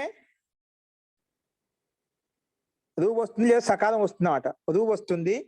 కానీ ఒకవేళ చౌ ప్రత్యాహారం ఉంటేనే పక్కన, చౌ ప్రత్యాహారం అంటే ఛ ఛ అంటే వర్గాల యొక్క ప్రథమాక్షరాలు ద్వితీయాక్షరాలు పక్కన ఉండాలి. చౌ ప్రత్యాహారం అంటే ఏమిటి? వర్గాల యొక్క ప్రథమాక్షరాలు కానీ ద్వితీయాక్షరాలు కానీ పక్కన ఉంటేనే అప్పుడు ఆ నకార స్థానంలో రుకారం వస్తుంది. ఆ రుకారంకి మరి సా అయిపోతుంది. ఆ రుకారం సా అయిపోతుంది. చెప్తాను ఇది కూడా. సో ఏం చెప్పాను? పదానికి అంతిమంలో నకారం ఉంటే ఆ నకారానికి రుకారం వస్తుంది, సకారం వస్తుంది. కానీ ఎప్పుడు పక్కన వర్గాల యొక్క ప్రథమాక్షరం కానీ ద్వితీయాక్షరం కానీ ఉంటేనే అలా వస్తుంది అని ఇక్కడ మనకు స్పష్టంగా చెప్తుందండి. అదేవిధంగా ఇక్కడ ప్రశాంత్ శబ్ద్ మే నియం నహి లగేగా. కానీ ఒక ప్రశాంత్ శబ్దంలో కూడా, ప్రశాంత్లో నా ఉంది కదా, ఒక ప్రశాంత్ శబ్దంలో మాత్రం ఈ నియమం వర్తించదంట. ఏంటి? ఇదొక్క నియమము. ప్రశాంత్లో కూడా నా ఉంది, ఇక్కడ ఈ నియమం ప్రకారం వస్తుంది. కానీ ఒక ప్రశాంత్ శబ్దాన్ని మాత్రం వదిలిపెట్టి అన్ని చోట్ల నకారానికి మనం రుకారం చేసుకొని దాని తర్వాత సకారం చేసుకొని మనం రూపం తయారు చేసుకుంటామట. ఇక చూడండి, చౌకే బాద్ అమ్మ అంటే స్వరాలు కానీ హకారం కానీ అంతస్థ వర్ణాలు యారా లావా కానీ వర్గాల యొక్క పంచమాక్షరాలు ఉంటేనే అప్పుడు ఈ నియమం వర్తిస్తున్నమాట. इस नियम के साथ कुछ अन्य नियम भी लगते हैं, अतः इस नियम का रूप होगा ना प्लस छौ. అంటే పదానికి అంతా నా ఉందనుకోండి, దాని పక్క చౌ ప్రత్యాహారం ఉందనుకోండి, చౌ ప్రత్యాహారంలో చెప్పిన వర్గాల యొక్క ప్రథమాక్షరాలు ద్వితీయాక్షరాలు లేదా స్వరాలు కానీ అంతఃస్థ కానీ పంచమాక్షర కానీ ఉంటే అప్పుడు ఆ నకార స్థానంలో వస్తూ సా అయిపోతుంది. లేదా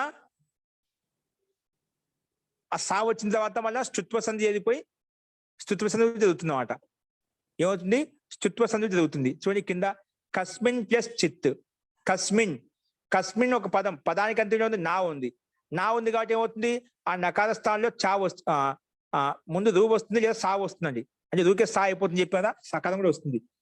సో కస్మిన్ లో ఉండే నకారానికి సా వచ్చేసింది. సా వచ్చిన వెంటనే పక్కన చిత్తు ఉంది కదా, ఆ చిత్తు అనే చవర్గం యొక్క అక్షరం కాబట్టి వెంటనే స్తుత్వసం జరిగిపోయి కస్మిశ్చిత్ అయిపోయినమాట. ఏమైపోయినది, కస్మిశ్చిత్ అయిపోయినమాట. అంటే ఆ సకారం అనేది తాళవ సకారంగా మారిపోయింది, కస్మిశ్చిత్ అయిపోయింది. కస్మిన్ లో ఉండే నకారానికి దంత సకారం రావడం వలన ఆ దంత సకార స్థానంలో స్తుత్వ సంధి ప్రకారంగా తాళవి సకారం వచ్చేసింది. అందుకే కస్మిశ్చిత్ అలా వచ్చేసింది. ఓకే, అలాగే అన్నిట్లో అర్థం చేసుకో. షారంగిన్లో నా ఉంది, పక్కన చిందిలో చో ప్రత్యాహారం ఉంది, అందుకే షారంగి చింది అలా వస్తుంది. ధీమాన్ ప్లస్ చ, ధీమాశ్చ. చక్రిన్ ప్లస్ త్రాయస్వ, చక్రిస్త్రాయస్వ. సో అన్నిట్లో సకాలం వచ్చేస్తుంది, మన స్తుత్వసం జరిగిపోయి ధీమాశ్చ చక్రియాస్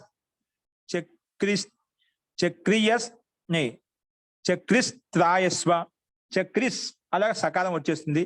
అలాగే అస్మిన్ తరవు, అస్మిస్ తరవు అంటే నకారానికి సకాలం వస్తుంది, అస్మిస్ తరవు అంటే తాళ సకారంగా మారిపోతుంది దంత సకారము.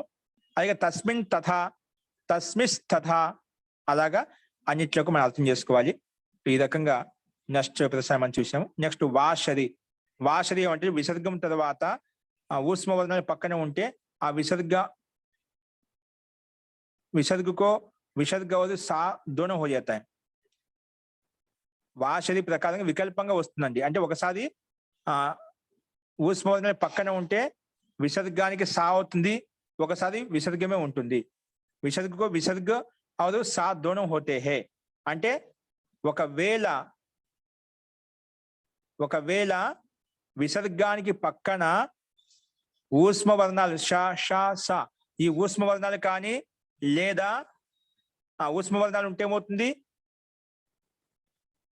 ఆ ముందున్నటువంటి విసర్గానికి దంత సకారం వస్తుంది.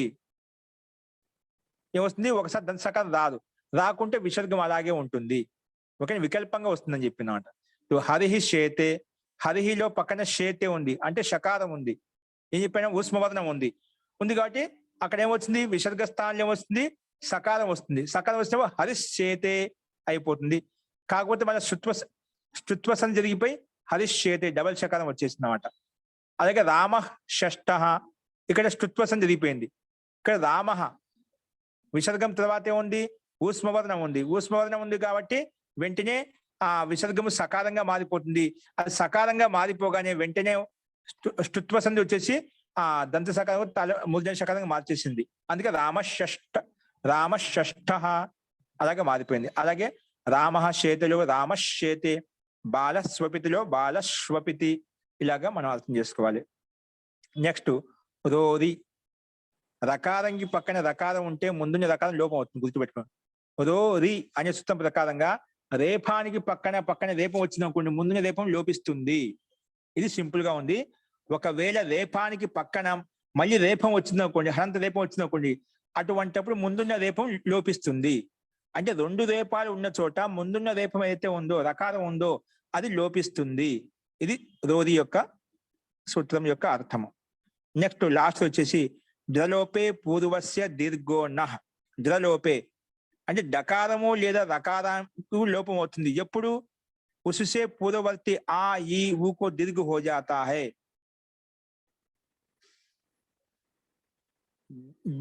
డకారము యా రకారానికి లోపం అవుతుంది. ఎప్పుడైతే డకారము రకారానికి లోపం అవుతుందో అప్పుడు దానికంటే ముందున్నటువంటి అకారము ఇకారం ఉకారానికి దీర్ఘం అవుతుందంటది. అంటే ఎక్కడైతే డకారానికి లోపం చేశామో, ఎక్కడైతే రకారానికి లోపం చేశామో, ఆ డకారానికి లోపం చేసినప్పుడు రకారానికి లోపం చేసినప్పుడు ముందు ఏ వర్ణం అయితే ఉందో, ముందు ఏ వర్ణమో, ఒకవేళ ముందు అకారం కానీ ఇకారం కానీ ఉకారం కానీ ఉంటే వాటికి దీర్ఘం అవుతుంది. అంటే ఆకి ఆ అయిపోతుంది. ఒకవేళ ఈ ఉంటే ఈ అయిపోతుంది. ఒకవేళ ఊ ఉంటే ఊ అయిపోతుంది. ఇది ద్రలోపే పూర్వస్య దీర్ఘోనః. డకారము ద్రలోపే అంటే డకారం కానీ రకారం కానీ ఎప్పుడైతే లోపం చేస్తామో, లోపం చేసినప్పుడు ఆ ముందున్నటువంటి అకారము లేదా ఇకారము లేదా ఉకారం ఉంటే వాటికి క్రమంగా ఏది ఉంటే అది ఆ వర్ణం యొక్క దీర్ఘం అవుతుంది. ఆ ఉంటే ఆ అయిపోతుంది, ఈ ఉంటే ఈ అయిపోతుంది, ఊ ఉంటే ఊ అయిపోతుంది. ఇది ద్రలోపే పూర్వస్య దీర్ఘోణ సూత్రం యొక్క ఉదాహరణ, సూత్రార్థము. అందుకే పునర్రమతే, పునర్రమతేలో ఏమైపోయింది? పునర్లో రేపం ఉందండి. పునర్లో రేపం కనిపిస్తుందా? అక్కడ రేపానికి లోపం చేస్తాం. రేపం చేసినప్పుడు ఆ రేపానికి ముందే ఉంది, నాలో ఆ ఉంది కదా, దాన్ని దీర్ఘం చేస్తాం. అందుకే పునారమతే, పునారమతే ఉంది. అలాగే హరిర్ రమ్య, అక్కడ రేపం ఉంది. రేపానికి లోపం చేసాం అనుకోండి, దానికంటే ముందే ఉంది ఈ ఉంది, కానీ దానికి దీర్ఘం చేస్తాం, హరి రమ్య. అలాగా డకారానికి రకారానికి డకారం కానీ రేపానికి ఎప్పుడైతే లోపం చేస్తామో దానికంటే ముందున్నటువంటి ఆ ఈ ఊకి ఆ ఉంటే ఆ, ఈ ఉంటే ఈ, ఊ ఉంటే ఊ, వాటికి దీర్ఘం చేసేస్తామట. నెక్స్ట్ అంతర్ ప్లస్ రాష్ట్రీయ. అంతర్లో రేపం ఉంది, ఆ రేపానికి లోపం చేస్తే దానికి ఉన్నటువంటి దానికంటే ముందున్నటువంటి అకారం అంటే తకారం నుండి అకారం దీర్ఘం చేస్తాం. అందుకే అంతారాష్ట్రీయ అలా వస్తున్నామట. ఈ రకంగా మనం అన్ని సందులు అర్థం చేసుకోవాలి. అంతర్రాష్ట్రీయ క్రీడా అనొచ్చునా సార్? అంతర్రాష్ట్రీయ క్రీడా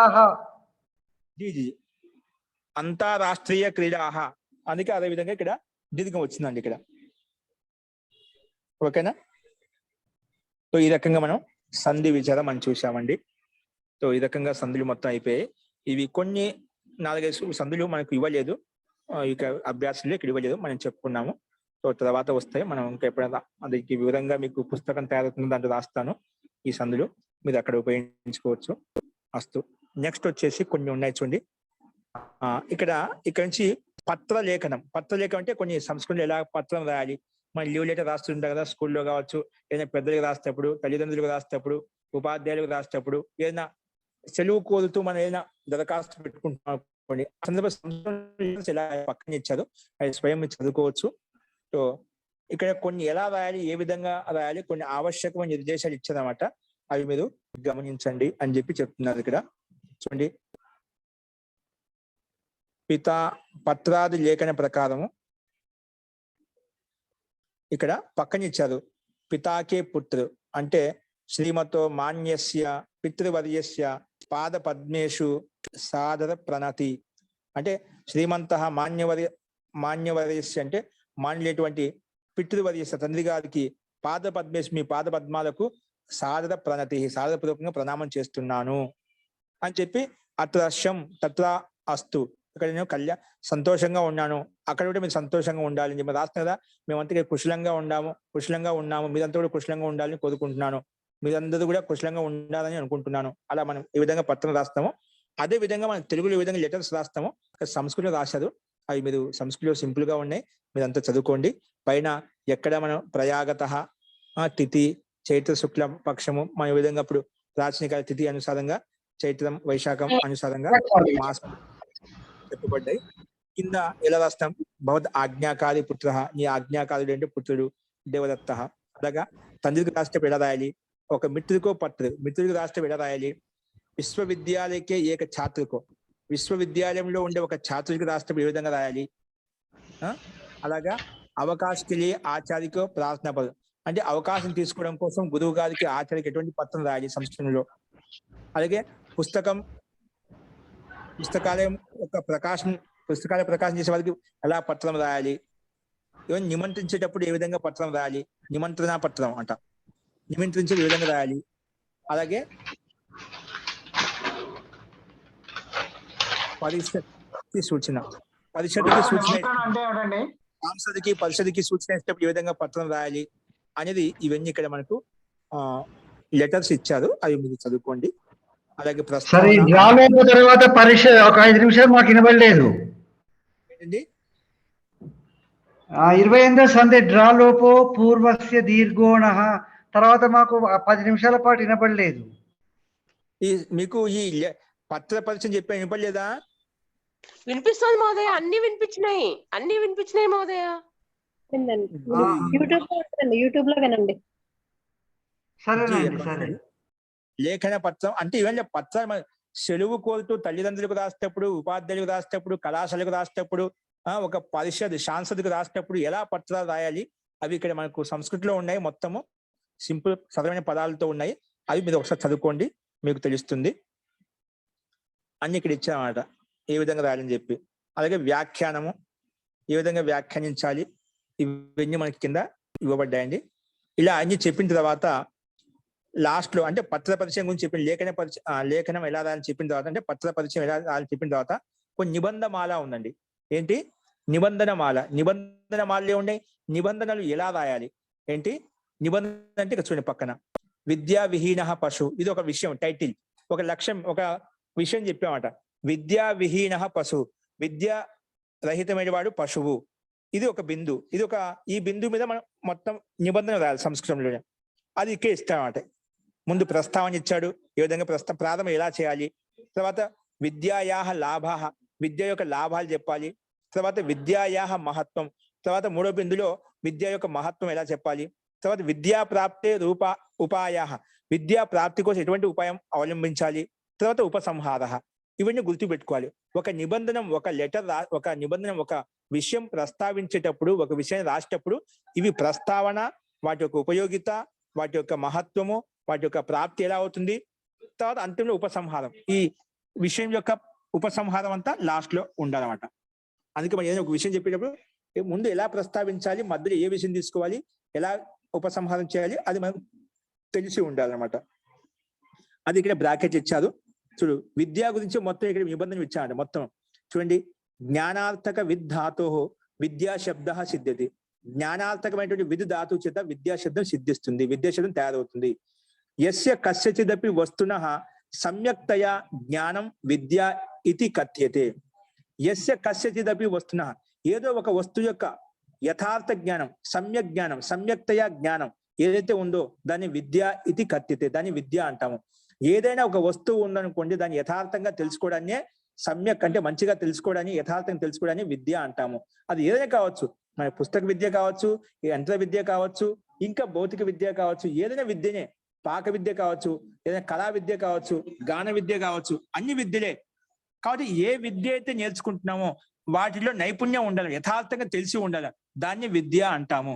అంటే విద్యలో అనేక ప్రకారాలు ఉన్నాయి మనకు. కాబట్టి ఏదైనా విద్యనే అది మనకి యథార్థంగా తెలిసి ఉండాలి. ఏ విషయం మీద మనకు పటుత్వం ఉందో ఆ విషయం పట్ల మనకు అది విద్య ఉన్నట్టు గ్రహించాలన్నమాట. ప్రతి క్షేత్రంలో, క్రీడా క్షేత్రంలో కావచ్చు, లేఖన క్షేత్రంలో కావచ్చు, ఉపన్యాస క్షేత్రంలో కావచ్చు, ప్రతిదీ ఒక్కొక్కరికి ఒక విషయం ఉంటుందండి.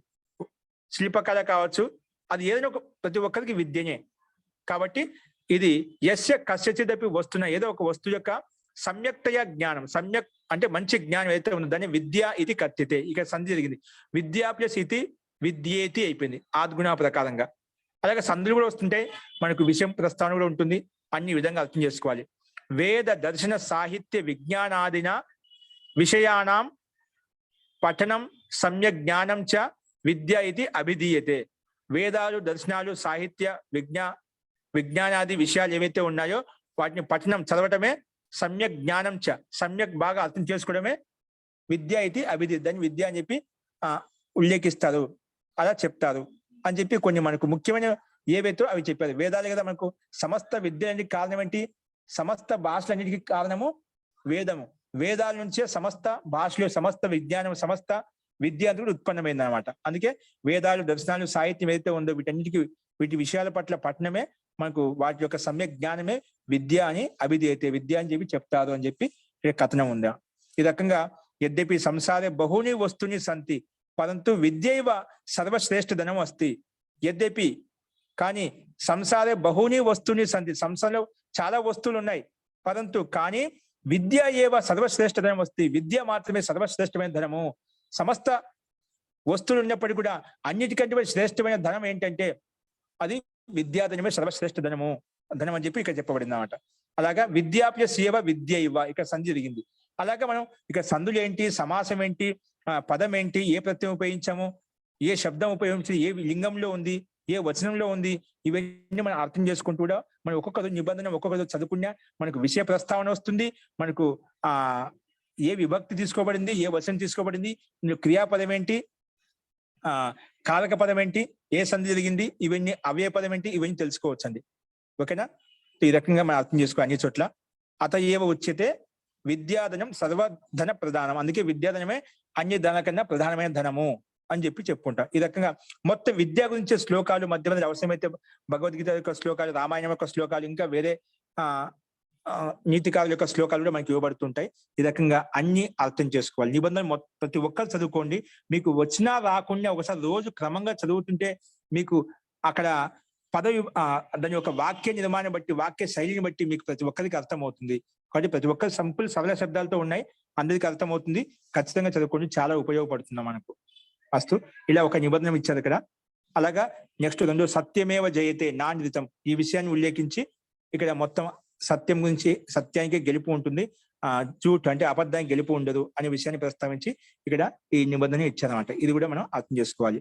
ఇదే విధంగా అహింస పరమో ధర్మ, మూడవ నిబంధన ఏంటి? అహింస పరమ ధర్మం అని చెప్పి అహింస గురించి మొత్తం నిబంధనలు ఇచ్చారన్నమాట. మొత్తం సంస్కృతం ఇచ్చారు.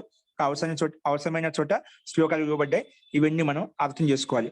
దాంట్లో క్రమంగా ఉంటుంది, ఒక వ్యవస్థితంగా ఉంటుంది. ముందు ప్రస్తావన ఉంటుంది, అహింసాయా ఉపయోగిత ఉంటుంది, అహింస వల్ల లాభాలేంటి, వాటి యొక్క దృష్టాంతాలు ఏంటి, హింసాయా దోషాలేంటి, హింస చేస్తే దాని దోషాలేంటి, తర్వాత ఉపసంహారం ఎలా ఉండాలి, అక్కడ క్రమంగా ఇచ్చారు. వీటి వల్ల మనకు ఒక శైలి, ఒక పద్ధతి, ఒక విధి విధానం, మనకు సంస్కృతం బాగా నేర్చుకోవడానికి ఒక అలవాటు. మొదటి వాక్యం అర్థం చెప్పరా సార్? అండి ఫస్ట్ సెంటెన్స్ అర్థం చెప్పరా? ఏ సెంటెన్స్ అండి ఇందులో? ఫస్ట్ సెంటెన్స్ ఏది చెప్పండి, పేరు చెప్పండి. ఫస్ట్ సెంటెన్స్ ఎక్కడ ఉంటున్నారు మీరు? ఒకటో హిసన హిసేతి. పాయింట్. హిసన హిసేతి అంటే ఏం సార్? హింసనం హింస ఇది కథ్యతే. హింసనం హింస, హింస అంటే చెప్పా పరిభాష. హింసనం కాదు, హింసనం. కొంచెం చిన్న చిన్న మీకు బై మిస్టేక్స్ ఉంటాయండి, అవి కొంచెం మనం అర్థం చేసుకోవాలి. హింసనం హింస ఇది కదా, హింసించడమే హింస అంటాము. దీనికి ఒక పరిభాష చెప్పాడు. ముందు అహింసలో హింస ఉంది కదా, హింస అంటే ఏమిటి? హింసనం హింస ఇది కథ్యతే. హింసనం హింస ఇది. హింసనం అంటే హింసించడం అంటే హింస అంటాం. హింసించడాన్ని హింస అంటాము. హింసనం ఇది, హింసనం హింస ఇది. ఏంటది? కస్యాపి పీడనం అంటే దుఃఖదానం వా హింస ఇది కథ్యతే. ఎవరికో ఒకరికి పీడించడం లేదా దుఃఖించడాన్ని హింస ఇది కథ్యతే, హింస అని అంటాము. అదే హింస అంటే ఏమిటి? హింసనం. హింసనం హింస, హింసించడాన్ని హింస అంటాము. అదొక పారిభాష శబ్దం చెప్పామట. హింస త్రివిధ. ఆ హింసని 3 రకాలుగా ఉంది. ఏంటిది? మనస వాచ కర్మనాచ. మనసుతోటి, వాక్కుతోటి, కర్మతోటి. ఏంటి? మనుష్యో యది కస్యచిత్ జనస్య అశుభ హాని వా చింతయతి సా మానసికి హింస వర్తతే. ఎవరైనా మనుషులు కస్యచిత్ జనస్య, ఏదో ఒక వ్యక్తి యొక్క అశుభ చింతనం కానీ, ఏదైనా హాని కలగాలని కోరుకోవడం కానీ, అలా మనసులో చింతన చేస్తారో సా మానసికి హింస వర్తతే. అది మనసులో మనం ఏం చేయలేకుండా కానీ మనసులో ఒకరి గురించి అనిష్టంగా మాట్లాడుకుంటున్నాం, వారి గురించి హింసాపూర్వకంగా మనసులో ఆలోచిస్తున్నామట. వాళ్ళకి చెడు జరగాలి, కీడు జరగాలి అని చెప్పి మనం హింసాత్మకంగా ఆలోచిస్తున్నాం. అలాగే మానసిక హింస వర్తతే. దీన్ని మానసిక హింస అంటాం. అలాగే ఏది కఠోర భాషనేన, కటు ప్రలాపేణ, దుర్వచనేన, అసత్య భాషనేన వా కమపి దుఃఖిత కరోతి తర్హి సా వాచికి హింస భవతి. అందులో 3 రకాల హింస చెప్పారా? మానసిక హింస ఎలా ఉంటుంది చెప్పాడు. వాచిక హింస ఎలా ఉంటుంది? ఎవరైనా కఠోరంగా మాట్లాడము, లేదా కఠోరంగా ప్రలాపించడము, లేదా దుష్టమైన వచనాలు చెప్పడము, లేదా అసత్య భాషను చెప్పడము, అలాగా ఈ రకంగా చెప్పి కమపి దుఃఖిత కరోతి. ఈ విధంగా చెప్పి ఏమైనా దుఃఖిస్తాము, ఇది కూడా హింసనే. ఇది వాచికి హింస, వాక్కు ద్వారా మనం హింసించాము. అలాగే కొంతమంది ఇంకా బలము సామర్థ్యం ఉంటే శరీరంలో హింస చేసి, ఇది జన కస్యాపి జీవస్య హననం కరోతి. ఎవరైనా చంపుతారో, తాడనం చేస్తారో, దండిస్తారో, కొడతారో, కొట్టి గాని, హింసించి గాని, బాధపెట్టి గాని చేస్తారో అది శారీరక హింస. అంటే మనస వాచ కర్మ ద్వారా హింస చేసామాట. ఈ రకంగా కర్మ ద్వారా, మనసు ద్వారా, వాక్కు ద్వారా మనకు హింస ఉంటుంది అని చెప్పి దాన్ని ఇంకా విస్తృతంగా వాటి వల్ల ఉపయోగమైనటువంటి లాభాలేంటి, వాటి యొక్క దృష్టాంతాల ద్వారా వీటి వల్ల లాభాలేంటి అని చెప్పి శ్లోక రూపంలో కూడా మనకి ఇవ్వబడ్డాయండి. ఇవి ఈ రకంగా మీరు అర్థం చేసుకుంటే మీకే తెలుస్తుంది. నెక్స్ట్ పరోపకారాయ సతాం విభూతయ. పరోపకారం కోసమే సతాం విభూతయ అంటే సంత మహాత్మ పరోపకారం చేసి జనులు ఎవరైతే ఉన్నారో వాటిని పరోపకారాయం సతాం విభూతయ అంటే పరోపకారం కోసమే ఈ సంత్ మహాత్ముల యొక్క విభూతులు ఉన్నారు అని చెప్పి ఇక్కడ ఈ విషయాన్ని ప్రస్తావించి మొత్తం వివరణ ఇవ్వబడినమాట. పదేషాం ఉపకార పరోపకార అస్తి. పదులకు ఉపకారమే పరోపకారం అంటాం. అన్యేభ్యో మనుష్యేభ్యో జీవేభ్యో తేషాం హింసా తేషాం హిత సంపాదనార్థం యత్ కించిత్ దీయతే తేషాం సహాయం వా క్రియతే తత్ సర్వం పరోపకార శబ్దేన గృహ్యతే. అలాగా పరోపకారం గురించి ఈ ఎవరైతే పరోపకారంలో లీనమై ఉన్నదో వాళ్ళంతా సతాం విభూతులు అంటే విభూతాత్మ అంటే ఆప్త పురుషులు, పరోపకారం చేసే పురుషులు, మహాపురుషులు ఎవరైతే ఉన్నదో వీళ్ళంతా పరోపకారం కోసం ఉన్నారని చెప్పి ఆ విషయాన్ని అధికృతం చేసుకుని ఈ టైటిల్ ఈ నిబంధన చెప్పబడింది. ఇది కూడా శ్లోకాలు ఎక్కువగా ఉన్నాయి, వీటిని మనం అర్థం చేసుకోవాలండి. అలాగే ఉద్యోగినం పురుష సింహం ఉపైతి లక్ష్మి. పురుషార్థం చేసేవాడికే లక్ష్మి లభిస్తుంది, పురుషార్థం లేకుండా లక్ష్మి లభించదు. ఆ విషయాన్ని తీసుకొని ఇక్కడ నిబంధన చెప్పబడింది పూర్తిగా. ఉద్యోగినం పురుష సింహం ఉపైతి అంటే ఉద్యోగి పురుషుడు అంటే కష్టపడే పురుషుడికి మాత్రమే లక్ష్మి ధనం లభిస్తుంది. కష్టపడకుండా కళలు కంటూ ఉంటే పై మార్చి చెప్తుంటే లక్ష్మి రాదు. డబ్బు రావాలి అంటే, లక్ష్మి రావాలి అంటే ఖచ్చితంగా కష్టపడాలి. దానికి పురుష సింహం ఉపైతి. పురుష సింహం అంటే సింహం కూడా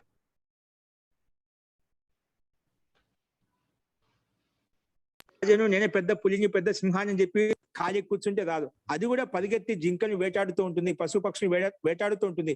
వేటాడి పురుషార్థం చేస్తుంది కాబట్టి వాటికి ఆహారం లభిస్తుంది. అలాగే ప్రత్యేక పురుషుడు కష్టపడినప్పుడే మనకు ధనము లక్ష్మి లభిస్తుంది. ధనం లక్ష్మి కాకుండా ఏదైనా కానీ విద్య కావచ్చు, బలం కావచ్చు, ఐశ్వర్యం కావచ్చు, మనకు ఒకటి కావాలి అనుకుంటున్నామంటే పురుషార్థం చేసేటువంటి వ్యక్తికి, ఉద్యోగం చేసేటువంటి వ్యక్తికే ఆ ఐశ్వర్యం లభిస్తుంది అని చెప్పి ఈ విషయం మీద ఈ పూర్తిగా వివరణ చెప్పబడింది. సో ఇది గమనించండి. నెక్స్ట్ ధర్మార్థ కామ మోక్షానం ఆరోగ్యం మూలముత్తమం. ధర్మము, అర్థము, కామము, మోక్షం కావాలంటే ఆరోగ్యం మూలముత్తమం. ఆరోగ్యం ఉత్తమంగా ఉంటే, బలంగా ఉంటేనే మనం ధర్మ, అర్థ, కామ, మోక్షాన్ని సిద్ధింపజేసుకోవచ్చు. మన శరీరమే బాగా లేదనుకోండి, ఆరోగ్యం సరిగ్గా లేదనుకోండి, ఈ ధర్మార్థ కామ మోక్షాలు మనకు సిద్ధించవు. అందుకే ధర్మార్థ కామ మోక్షానం ఆరోగ్యం మూలముత్తమం. ఆరోగ్యం అనేది ఉత్తమైంది, అది ఉంటే మనం ఇవన్నీ సంపాదించుకోవచ్చు. అంటే ఆరోగ్యం బాగుండాలి. వాటి కోసం ఏం చేయాలి, ఏ విధంగా చేయాలి అనేది మనకు ఎలా ఉండాలని చెప్పి ఈ నిబంధనలో చెప్పబడుతుంది. అది గమనించండి. ఎందుకంటే శరీర మాధ్యం కలు ధర్మ సాధనం. ఏదైనా ధార్మిక క్రియాకలాపాలు అనుష్ఠానాలు చేయాలంటే శరీరం అనేది బలంగా ఆరోగ్యవంతంగా ఉంటేనే మనం అన్ని పనులు చేయగలుగుతాము. మన శరీరం బాగుంటేనే ఇప్పుడు చదువుకోగలుగుతున్నాం. శరీరం సరిగా లేదనుకోండి, రుగ్నావస్థలో ఉన్నాం, రోగావస్థలో ఉన్నాం, మనం చదువుకోగలుగుతామా? కాబట్టి అన్నిటికీ ఆధారభూతమైనటువంటి ఈ శరీరం బాగుంటేనే, ఆరోగ్యవంతంగా ఉంటేనే మనం ఏదైనా మంచి పనులు కానీ మంచి కార్యాలు కానీ చేయగలుగుతాము. కాబట్టి శరీర మాధ్యం కలు ధర్మ సాధనం. ఈ శరీర మాధ్యమే అన్ని ధార్మిక అనుష్ఠానాలు, ఏ క్రియాకలాపాలు చేయాలన్నా కూడా శరీరం అనేది మనకు బలంగా, దృఢంగా, గట్టిగా ఉండాలి. అప్పుడే అన్ని పనులు చేయగలుగుతాం. ధర్మార్థ కామోక్షాన్ని సిద్ధింప చేసుకోగలుగుతాము అని చెప్పి ఈ విషయం ప్రస్తావించబడింది. నెక్స్ట్ వచ్చేసి ఆచారో పరమో ధర్మ. ఆచారమే పరమ ధర్మము. మన ఆచార వ్యవహారాలే పరమ ధర్మము. మన ఆచార వ్యవహారాలు బాగాలేకుంటే అన్ని నష్టమైతే. కాబట్టి మన ఆచారాలను బట్టి, వ్యవహారాన్ని బట్టి అన్ని మనకు ఆచార కులం ఆఖ్యాతి. మన ఆచారం బట్టి మన కులం ఏంటో, మన గోత్రం ఏంటో, మన వ్యవహారం ఏంటో, మన పెద్దలు ఏంటో అన్ని తెలుస్తూ ఉంటాయి అన్నమాట. అందుకే మన ఆచార పరమో ధర్మ. ఆచరమే పరమ ధర్మం అని చెప్పి ఇక్కడ చెప్పబడుతుంది. ఆచార అంటే సదాచార, సతామాచార సదాచార. సజ్జనులు ఆచరించేటువంటి ఆచరణే సదాచార అంటాము. అది ఆ విషయం గురించి పూర్తిగా ఇవ్వబడింది. కాబట్టి ప్రతి ఒక్కరు చదవండి, ఖచ్చితంగా అర్థమవుతుంది. చదవంగా ఒకటి అర్థం కాకపోవచ్చు, రెండోది అర్థం కావచ్చు. చదవంగా ఖచ్చితంగా అర్థమవుతుంది మీకు. ఎందుకంటే ఆ భూమిక ఏర్పడింది, ప్రతి ఒక్కరికి అర్థమవుతుంది. ఇలా చదివినప్పుడే మీకు కూడా వాక్పటుత్వం కూడా వస్తుంది. వాక్పటుత్వం అంటే మీకు సంస్కృతం మాట్లాడే శక్తి, సామర్థ్యం వస్తుందన్నమాట. అంటే పదజాలం ఎలా ఉపయోగించారు, శబ్దకోశం ఎలా ఉపయోగించారు, మీకు ఒక అవగాహన, ఐడియా వచ్చేస్తుందన్నమాట. కాబట్టి ఈ రకంగా సత్సంగతి కథయ కిం నా కరోతి పుంసాం. సత్సంగతి కథయ కిం నా కరోతి పుంసాం. సత్సంగతి చెప్పండి, ఎవరిని అది బాగుపరచదండి అంటే అందరినీ బాగుపరుస్తుంది. సత్సంగతి కథయ కిం నా కరోతి పుంసాం. పురుషుని ఏ రకంగా మార్చగలదు అంటే అన్ని రకాలుగా మార్చేస్తుంది. మనలో యోగ్యత, శక్తి, సామర్థ్యం ఉండాలి, కానీ పురుషుని ఎక్కడి నుంచో ఎక్కడికో తీసుకెళ్తున్నమాట. కాబట్టి సత్సంగతి అనేది, సజ్జన సంగతి అనేది, సాంగతి అనేది మనుషుల్ని ఉన్నతి స్థితిని తీసుకెళ్తుంది. కాబట్టి ఇక్కడ ఆ విషయం ప్రస్తావించారు. నెక్స్ట్ వచ్చేసి సంగే శక్తి కలౌ యుగే. సంగే అంటే సంఘటనలో శక్తి ఉంటుంది, కలౌ యుగే ఈ యుగంలో కూడా సంఘటనలో శక్తి ఉంటుంది. సంఘటన లేకపోతే శక్తి ఉండదు. కాబట్టి సంఘే శక్తి అంటే సంఘంలోనే సమూహంలో శక్తి ఉంటుంది. కలియుగంలో సంఘం అనేది ఏకత అనేది చాలా అవసరము. కలవు యుగే ఈ సంఘటన శక్తి చాలా అవసరం. ఇక సంఘటన శక్తి లేదు కాబట్టి మనకు మతాంతరాలు ఏర్పడుతున్నాయి. మన హిందువుల్లో ఆ సంఘటన లేకపోతుంది కాబట్టి మనం చాలా చిన్న భిన్నంగా ఉంటున్నాం కాబట్టి వేరే వాళ్ళకు అవకాశం ఇస్తున్నాం కాబట్టి మన మధ్య వ్యతిరేకతలు వస్తున్నాయి. కానీ సంఘే శక్తి, సంఘంలోనే శక్తి ఉంటుంది అని చెప్పి ఆ విషయాన్ని ప్రస్తావించారు. నెక్స్ట్ వచ్చేసి జననీ జన్మభూమిశ్చ స్వర్గాదపి గరీయసి. జనని అంటే మాత, అంటే మాతృభూమి.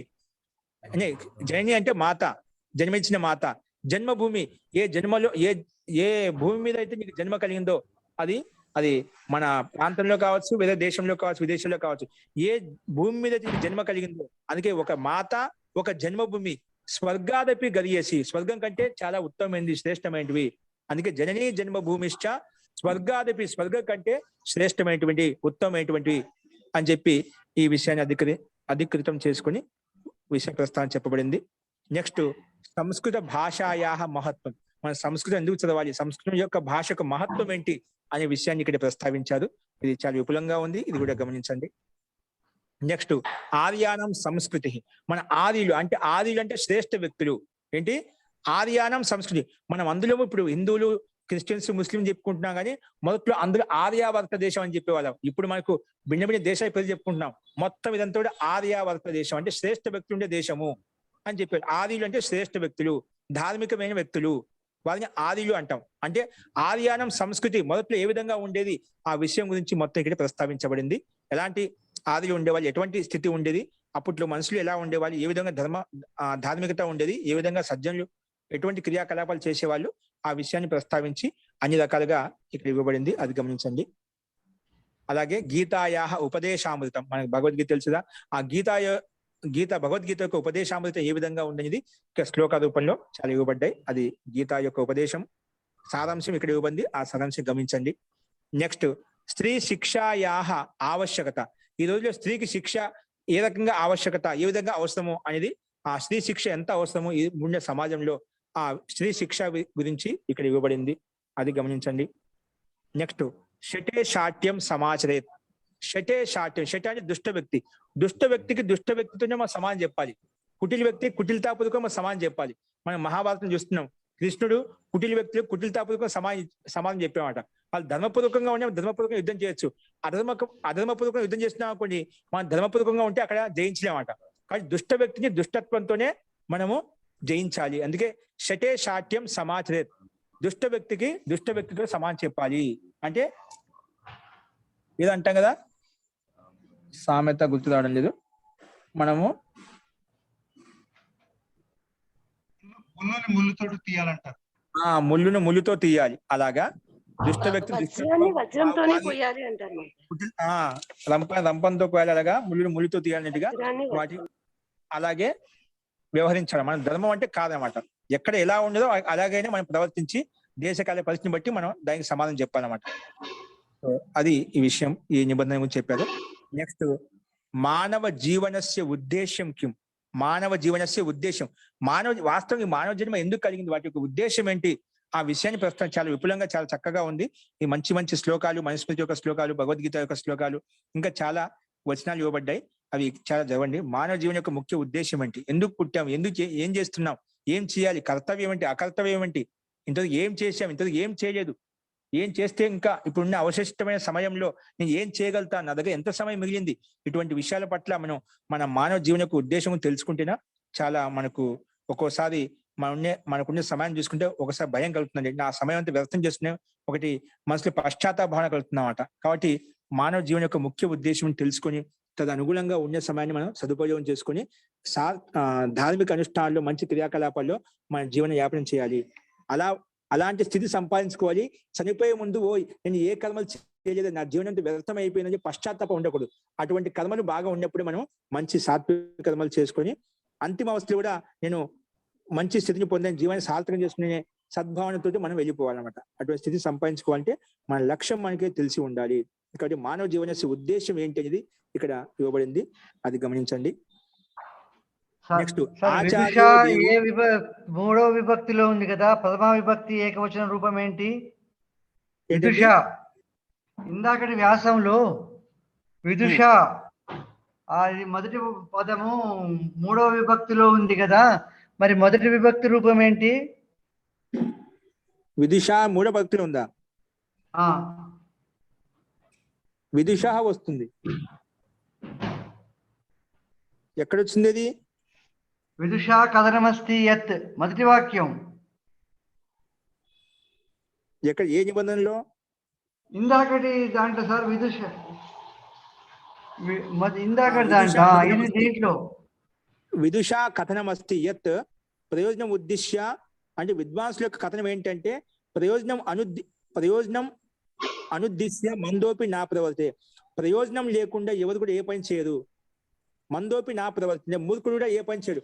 మూర్ఖుడు ఏదో ఒక పని చేస్తూ ఉంటాడు, ఏదో ఒకటి ఆనందం కలుగుతూ ఉంటున్నమాట. అలాగే తో ఇక్కడ విదుష అది విధి ఏకవచన రూపం, బహువచనం యొక్క రూపం వచనం అండి ఇది. అంటే సామాన్యంగా ఏకవచనం ఇచ్చారు. బహువచనం విదుష, విదుషే, విదుషాహ. విదుష వస్తుంది. విదుష అన్నది విద్వత్ శబ్దం ఉంది, విద్వాన్ శబ్దం ఉంది కదా. విద్వత్ శబ్దంలో తృతీయ విభక్తి ఏకవచనం అండి.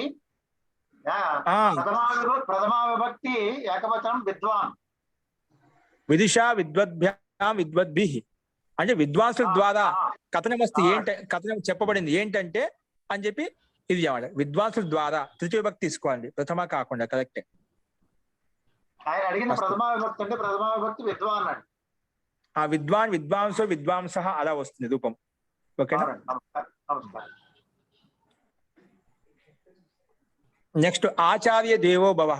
ఆచార్య దేవో భవ అని చెప్పి చెప్పుకున్న అతిథి సేవో భవ అలాగే ఎంత ఉన్నా ఆచార్య దేవో భవ అని చెప్పి ఆచార్య గురించి, ఆచార్య పట్ల శ్రద్ధ భక్తి ఎలా ఉండాలి, ఏ విధంగా ఉండాలి, ఏ విధంగా ఉంటే మనం భక్తి శ్రద్ధలతో ఉన్నప్పుడు మనకు ఆ విద్య వస్తుంది, విద్య లభిస్తుంది. ఎటువంటి విద్య గురువు మనకు, ఆచార్యుడు మనకు అది విద్యను నేర్పిస్తాడు అనేది ఆ ఆచార్య యొక్క గొప్పతనాన్ని, ఆచార్య యొక్క ఔన్నత్యాన్ని మనకి ఇక్కడ వివరించబడింది. అది కూడా ఒకసారి గమనించండి.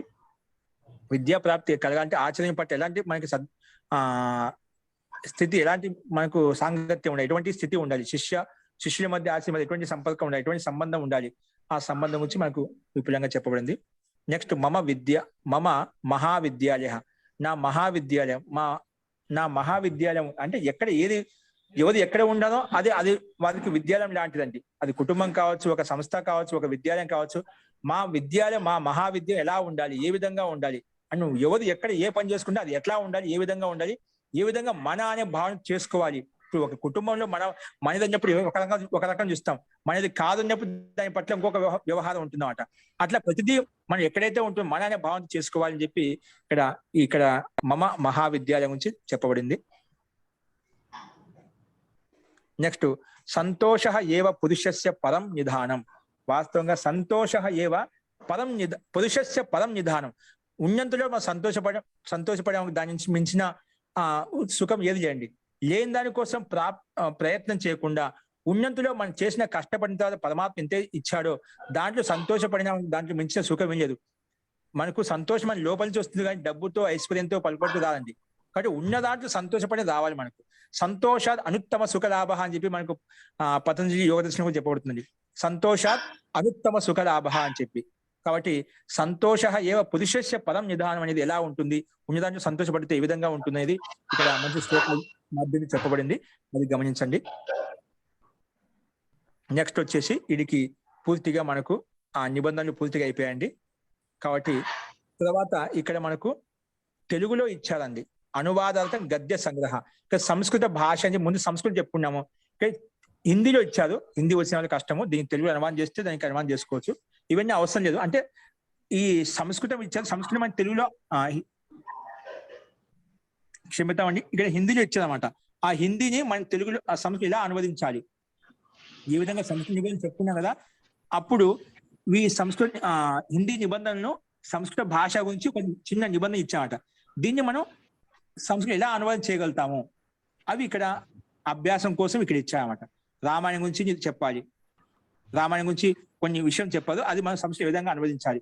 కాబట్టి ఇక్కడ మీకు హిందీ రాదు కాబట్టి ఏదో ఒక విషయం తీసుకోండి, సంస్కృత భాష గురించి కావచ్చు, రామాయణం గురించి కావచ్చు, మహాభారతం గురించి కావచ్చు, మహాపురుషుల గురించి కావచ్చు, వారి గురించి కొంచెం మీరు సొంతంగా సంస్కృతం రాసే విధానం రావాలి. అది ఇక్కడ కొన్ని నిబంధనలు ఇచ్చారు మనకు. అది మీరు ఏదైనా తీసుకోవచ్చు, ఇందులో ఉన్నవి తీసుకోవాల్సిన అవసరం లేదు. ఇక్కడ కొన్ని నిబంధనలు ఇచ్చారు, అది ఇవి తీసుకోవచ్చు. హిందీ వచ్చిన వాళ్ళు దీన్ని అనువాదం చేయొచ్చు, లేదంటే మీరు సొంతంగా ఏదో ఒక విషయం తీసుకొని సొంతంగా సంస్కృతంలో రాయడానికి ప్రయత్నం చేయొచ్చు. ఎందుకంటే మనం సంస్కృత నిబంధనలు మొత్తం చదువుకున్నాం అనుకోండి, ఒక అవగాహన, ఒక ఐడియా, ఈ విధంగా పదజాలను ఉపయోగించారు, శబ్దకోశం ఈ విధంగా ఉపయోగించబడింది, అది మీకు ఒక ఐడియా, అవగాహన వచ్చేస్తుంది. కాబట్టి మనం ఇక చిన్న చిన్న నిబంధనలు తీసుకొని మనం కూడా రాసుకోవచ్చు అండి. ఏదో ఒక మహాపురుషుడి గురించి ఇక్కడ దశహరా గురించి ఇచ్చారు, శ్రావణి పర్వం గురించి ఇచ్చారు, అంటే రక్షాబంధనం గురించి ఇచ్చారు, దీపావళి గురించి ఇచ్చారు. ఏదో పండగ పబ్బనాలు తీసుకొని పర్వదినాలు తీసుకొని మనం రాసుకోవచ్చు. సంస్కృతంలో స్వదేశ ప్రేమ గురించి ఇచ్చారు, స్వావలంబన గురించి ఇచ్చారు, ఇక్కడ కర్తవ్య పాలన గురించి ఇచ్చారు. ఆ సొంతంగా మనం ఏమో రాయొచ్చు. అదే సమాజ సేవ గురించి రాయండి, అతిథి సేవ గురించి రాయండి, నమ్రత అంటే ఏంటి, నమ్రత ఏ విధంగా ఉండాలి, వినయపూర్వకంగా ఏ విధంగా ఉండాలి, అలాగా ఈ రకంగా మనకు నిబంధనలు చెప్పబడ్డాయండి. ఓకేనా? అదే కాకుండా ఇక్కడ ఒకటి మనకు మిస్ అయిపోయింది, ఇక్కడ ఇవ్వలేదు పుస్తకంలో నిబంధనలో. ఒకటి ప్రత్యయ పరిచయం ఉందండి. ప్రత్యయ పరిచయము అక్కడ మనం తవతు ప్రత్యయాలు, శత్రు శాంతి ప్రత్యయాలు, లెప్పు ప్రత్యయము, తుమని ప్రత్యయము, తవెత్ ప్రత్యయము, ప్రత్యయం చెప్పుకున్నాం కదా, అవన్నీ కూడా ఒకే చోట ఇచ్చానండి. ఇప్పుడు అద్ధాతు ఇచ్చాము, ఇలా భూధాతు ఇచ్చాము. భూధాతుకి తాపత్యం వచ్చి ఎలా వస్తుంది, కౌతు ప్రత్యయం వచ్చి ఏ విధంగా ఉంటుంది, శత్రు ప్రత్యయం వచ్చే రూపం ఎలా ఉంటుంది, శాంతి ప్రత్యయం వచ్చి ఏ విధంగా ఉంటుంది, త్వా ప్రత్యయం వచ్చి ఏ విధంగా ఉంటుంది, లెప్పు వస్తే ఏ విధంగా ఉంటుంది, తుమని ప్రత్యయం వస్తే ఏ విధంగా ఉంటుంది, తవ్యత్ ప్రత్యయం వస్తే ఏ విధంగా ఉంటుంది, అలాగే త్రిచ్చు, లిట్టు, అలాగే అన్ని ప్రత్యయాలు క్రమంగా పెట్టేసి ఒక భూధాతుకే లేదా అద్ధాతుకి ఏ ధాతు అయితే ఉన్నాయి అక్కడ క్రమం ఇచ్చారు. ఇక్కడ క్రమంగా అన్ని ఒకే చోట చూపించారు.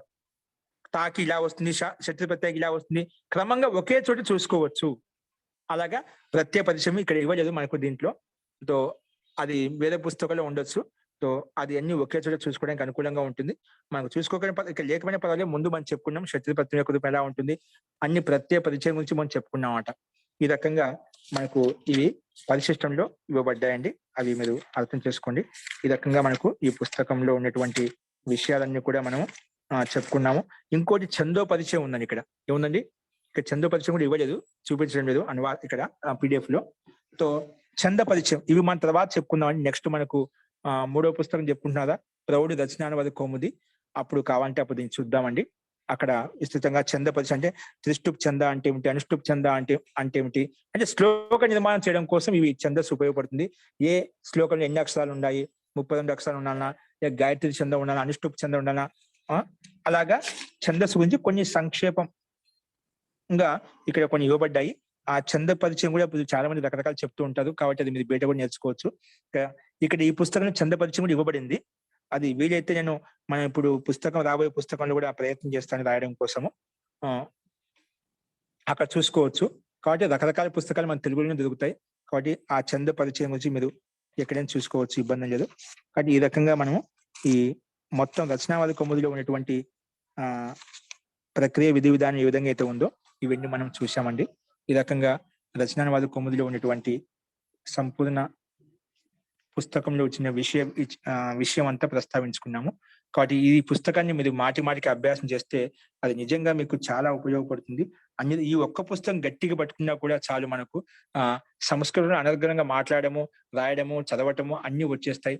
ఈ పుస్తకం కొట్టుకున్నా కూడా మన ఉపనిషత్తులైనా, దర్శనాలైనా, ఇంకా రామాయణ మహాభారతులైనా, భగవద్గీత అయినా అనర్గళంగా చెప్పొచ్చు, చేయొచ్చు, రాయడం కానీ చెప్పడం కానీ అన్ని కూడా అర్థం చేసుకోవడం కానీ మనకు ఇది ఒక్క పుస్తకం బాగా గట్టిగా దీంట్లో ఉండే ధాతులు, దీంట్లో ఉన్న ప్రత్యయాలు, దీంట్లో ఉండే శబ్దాలు, దీంట్లో ఉన్న ధాతులు, దీంట్లో ఉండే నిబంధనలు అన్ని ఒకసారి ప్రాక్టీస్ చేస్తే చాలు. ఇవన్నీ మీకు ముందుకు వెళ్ళడానికి చాలా ఆస్కారం ఉంటుందండి. దీన్ని ఒకదాన్ని ఆధారం చేసుకుని ఇది ఒకటి బాగా గట్టి పెట్టుకుంటే దీన్ని బేస్ చేసుకుని ముందుకు ఎటువంటి సూక్ష్మ విషయాలను కూడా మీకు అర్థం చేసుకోవడానికి ఆ క్షమత, ఆ యోగ్యత, ఆ సామర్థ్యము, ఆ బలము మీలో కలుగుతాయండి.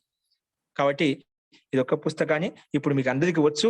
దీన్ని మీ ఇంట్లో ఉండే వాళ్ళకి పిల్లలకే చెప్పండి, ఎవరికో వద్దు. చిన్నగా నిదానంగా మనం పరిగెత్తాల్సిన అవసరం లేదు. మన నోట్స్ ఉంది, అందరి దగ్గర PDF ఉంది, కావాలంటే పంపిస్తాం, అది గ్రూప్ లో పుస్తకం వస్తుంది మనకు త్వరలో వచ్చేస్తుంది, 1 నెల లోపల. కాబట్టి మీరే సొంతంగా అందరి దగ్గర నోట్స్ కూడా రాసుకున్నారు కాబట్టి మీ పిల్లలకి మొదలు పెట్టండి. చాలా ఉపయోగపడుతుంది. భౌతిక విద్య చదివినా పర్వాలేదు, మనకి ఇది ఆటంకం కాదు. ఈ భౌతిక విద్యతో పాటు ఈ సంస్కృత విద్య, దేవభాష విద్య కలుగుతున్న వాళ్ళు జీవించే పద్ధతి, ఆత్మిక బలము, మనోబలము ఇవన్నీ పెరుగుతాయి. ఇంకా సంస్కృతి సభ్యత గురించి తెలుసుకుంటారు.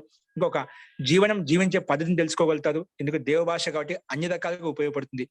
వాళ్ళు ఏ క్షేత్రంలో ఉన్నదో ఆ క్షేత్రంలో ఇంకా ముందుకు వెళ్ళడానికి ఒక యుక్తిపూర్వకంగా, సభ్యతాపూర్వకంగా, సంస్కారపూర్వకంగా, సంస్కృతిపూర్వకంగా ముందుకు వెళ్ళడానికి చాలా అవకాశం ఉంటుంది. అన్ని రకాలుగా సమర్థవంతంగా ముందుకు వెళ్ళాలి. ఉన్నతిగా, సుఖంగా, సంతోషంగా ఉండాలి అంటే ఇది చాలా అవసరం ప్రతి ఒక్కరికి కూడా. కాబట్టి మీరు పిల్లలకు నేర్పించండి. అందరూ సమర్థవంతులే. మీరు నేను చెప్పలేని అని అనుకోవద్దు. చెప్తుంటే ఏదైనా ప్రాక్టీస్ చేస్తూనే వస్తుంటుంది. ప్రాక్టీస్ చేయకుండా ఏది రాదు. కాబట్టి మీకు తప్పైనా పర్వాలేదు, చెప్పంగానే వస్తుందన్నమాట. కాబట్టి మొదట్లో మీకు ఆత్మవిశ్వాసం తక్కువ ఉందని అనుకోవద్దు. అందరిలో ఆత్మవిశ్వాసం ఉంది. ఇన్ని రోజుల వరకు మీరు 30 మంది గట్టి నిలబడ్డారంటే మీలో అందరికీ వచ్చండి. నేను చెప్పలేడు అనే ఆలోచన పెట్టుకోవద్దు, నెగిటివ్ థాట్ పెట్టుకోవద్దు. అది ప్రతి ఒక్కరు చెప్పగలుగుతారు. కావాల్సిన వాళ్ళు పీడిఎఫ్ పంపిస్తాము, అది ముందు పెట్టుకొని ఒక్కదైనా ఇద్దరైనా చెప్పడం మొదలు పెట్టండి. చెప్పడం మొదలు పెడితే మీ అందరికీ వస్తుంది అనమాట. ఫస్ట్ ఈ రకంగా మనం ఈ రచనావళి కౌముదిని ఈరోజు ఇక్కడ పూర్తిగా సంపన్నం చేసుకున్నామండి. అస్తు. ఇంకేమైనా సందేహాలు ఉన్నట్టు మనం ఏమైనా రేపు చెప్పుకుందాము. ఇంకా ఇన్ని రోజుల వరకు చెప్పుకున్నాం కదా, వీటి యొక్క ఉపసంహారము, మీలో దీనివల్ల ఎటువంటి ఉపయోగాలు కలిగాయి, ఎటువంటి లాభాలు కలిగాయి, వీటి వల్ల నీలో మార్పులు వచ్చాయనే విషయాన్ని రేపు ఈ రచనావాది కౌముది సమాప్తమైంది కాబట్టి ఈ సందర్భంగా ఒక కార్యక్రమాన్ని మనం అంతిమ రోజు కింద మనం పెట్టుకున్నామండి. కాబట్టి రేపు అంతా కూడా మీరంతా రావడానికి ప్రయత్నించండి. మీ అనుభవాలు, మీ అనుభూతులు, వీటి వల్ల ఉపయోగాలు ఏవైతే కలిగాయో అవి మీ అందరూ ప్రయత్నం చేద్దాం మీ అనుభవాన్ని షేర్ చేసుకోవడం కోసం. ఇవి ప్రేరణ కోసం మాత్రమే, కేవలం మనం అక్కడ ప్రాండిత్యం ప్రదర్శన చేయడం కోసం కాదు, గొప్పలు చెప్పుకోవడం కోసం కాదు. ఇతరులకు ప్రేరణ వల్ల ఏమవుతుంటే ప్రతి మంది కూడా ఇలా చదువుకోవడానికి ముందుకు వస్తారు చెప్పడం కోసం అన్నమాట. ఇది విన్నారనుకో, నా వల్ల ఇలాంటి లాభం కలిగిందంటే అది ఇతరులు విన్నప్పుడు మేము చదువుకోవాలి అనే ఆశ వాళ్ళకు ఎక్కువ అవుతుంది, ఆశ కలుగుతుందనే ఉద్దేశంతో, ఇచ్చ కలుగుతున్న ఉద్దేశంతో ఇది ఇలా మనం సమారోపణ కార్యక్రమం పెట్టుకోవడం అండి. కాబట్టి అందరూ ప్రయత్నం చేయండి. మీ అనుభూతులు, అనుభవాలు ఏవైతే ఉన్నాయో చెప్పడం కోసం ప్రయత్నం చేయండి. అస్తు. చాలా టైం అయిపోయిందండి ఈరోజు, ఎందుకంటే ఎండింగ్ లో ఉంది కాబట్టి పూర్తిగా తీసుకుని ఇది కంప్లీట్ చేశాను. అస్తు. రేపు మళ్ళీ ఇదే టైంకి 6 గంటలకు కలుద్దామండి. అస్తు. సర్వే మంత్రపాఠ.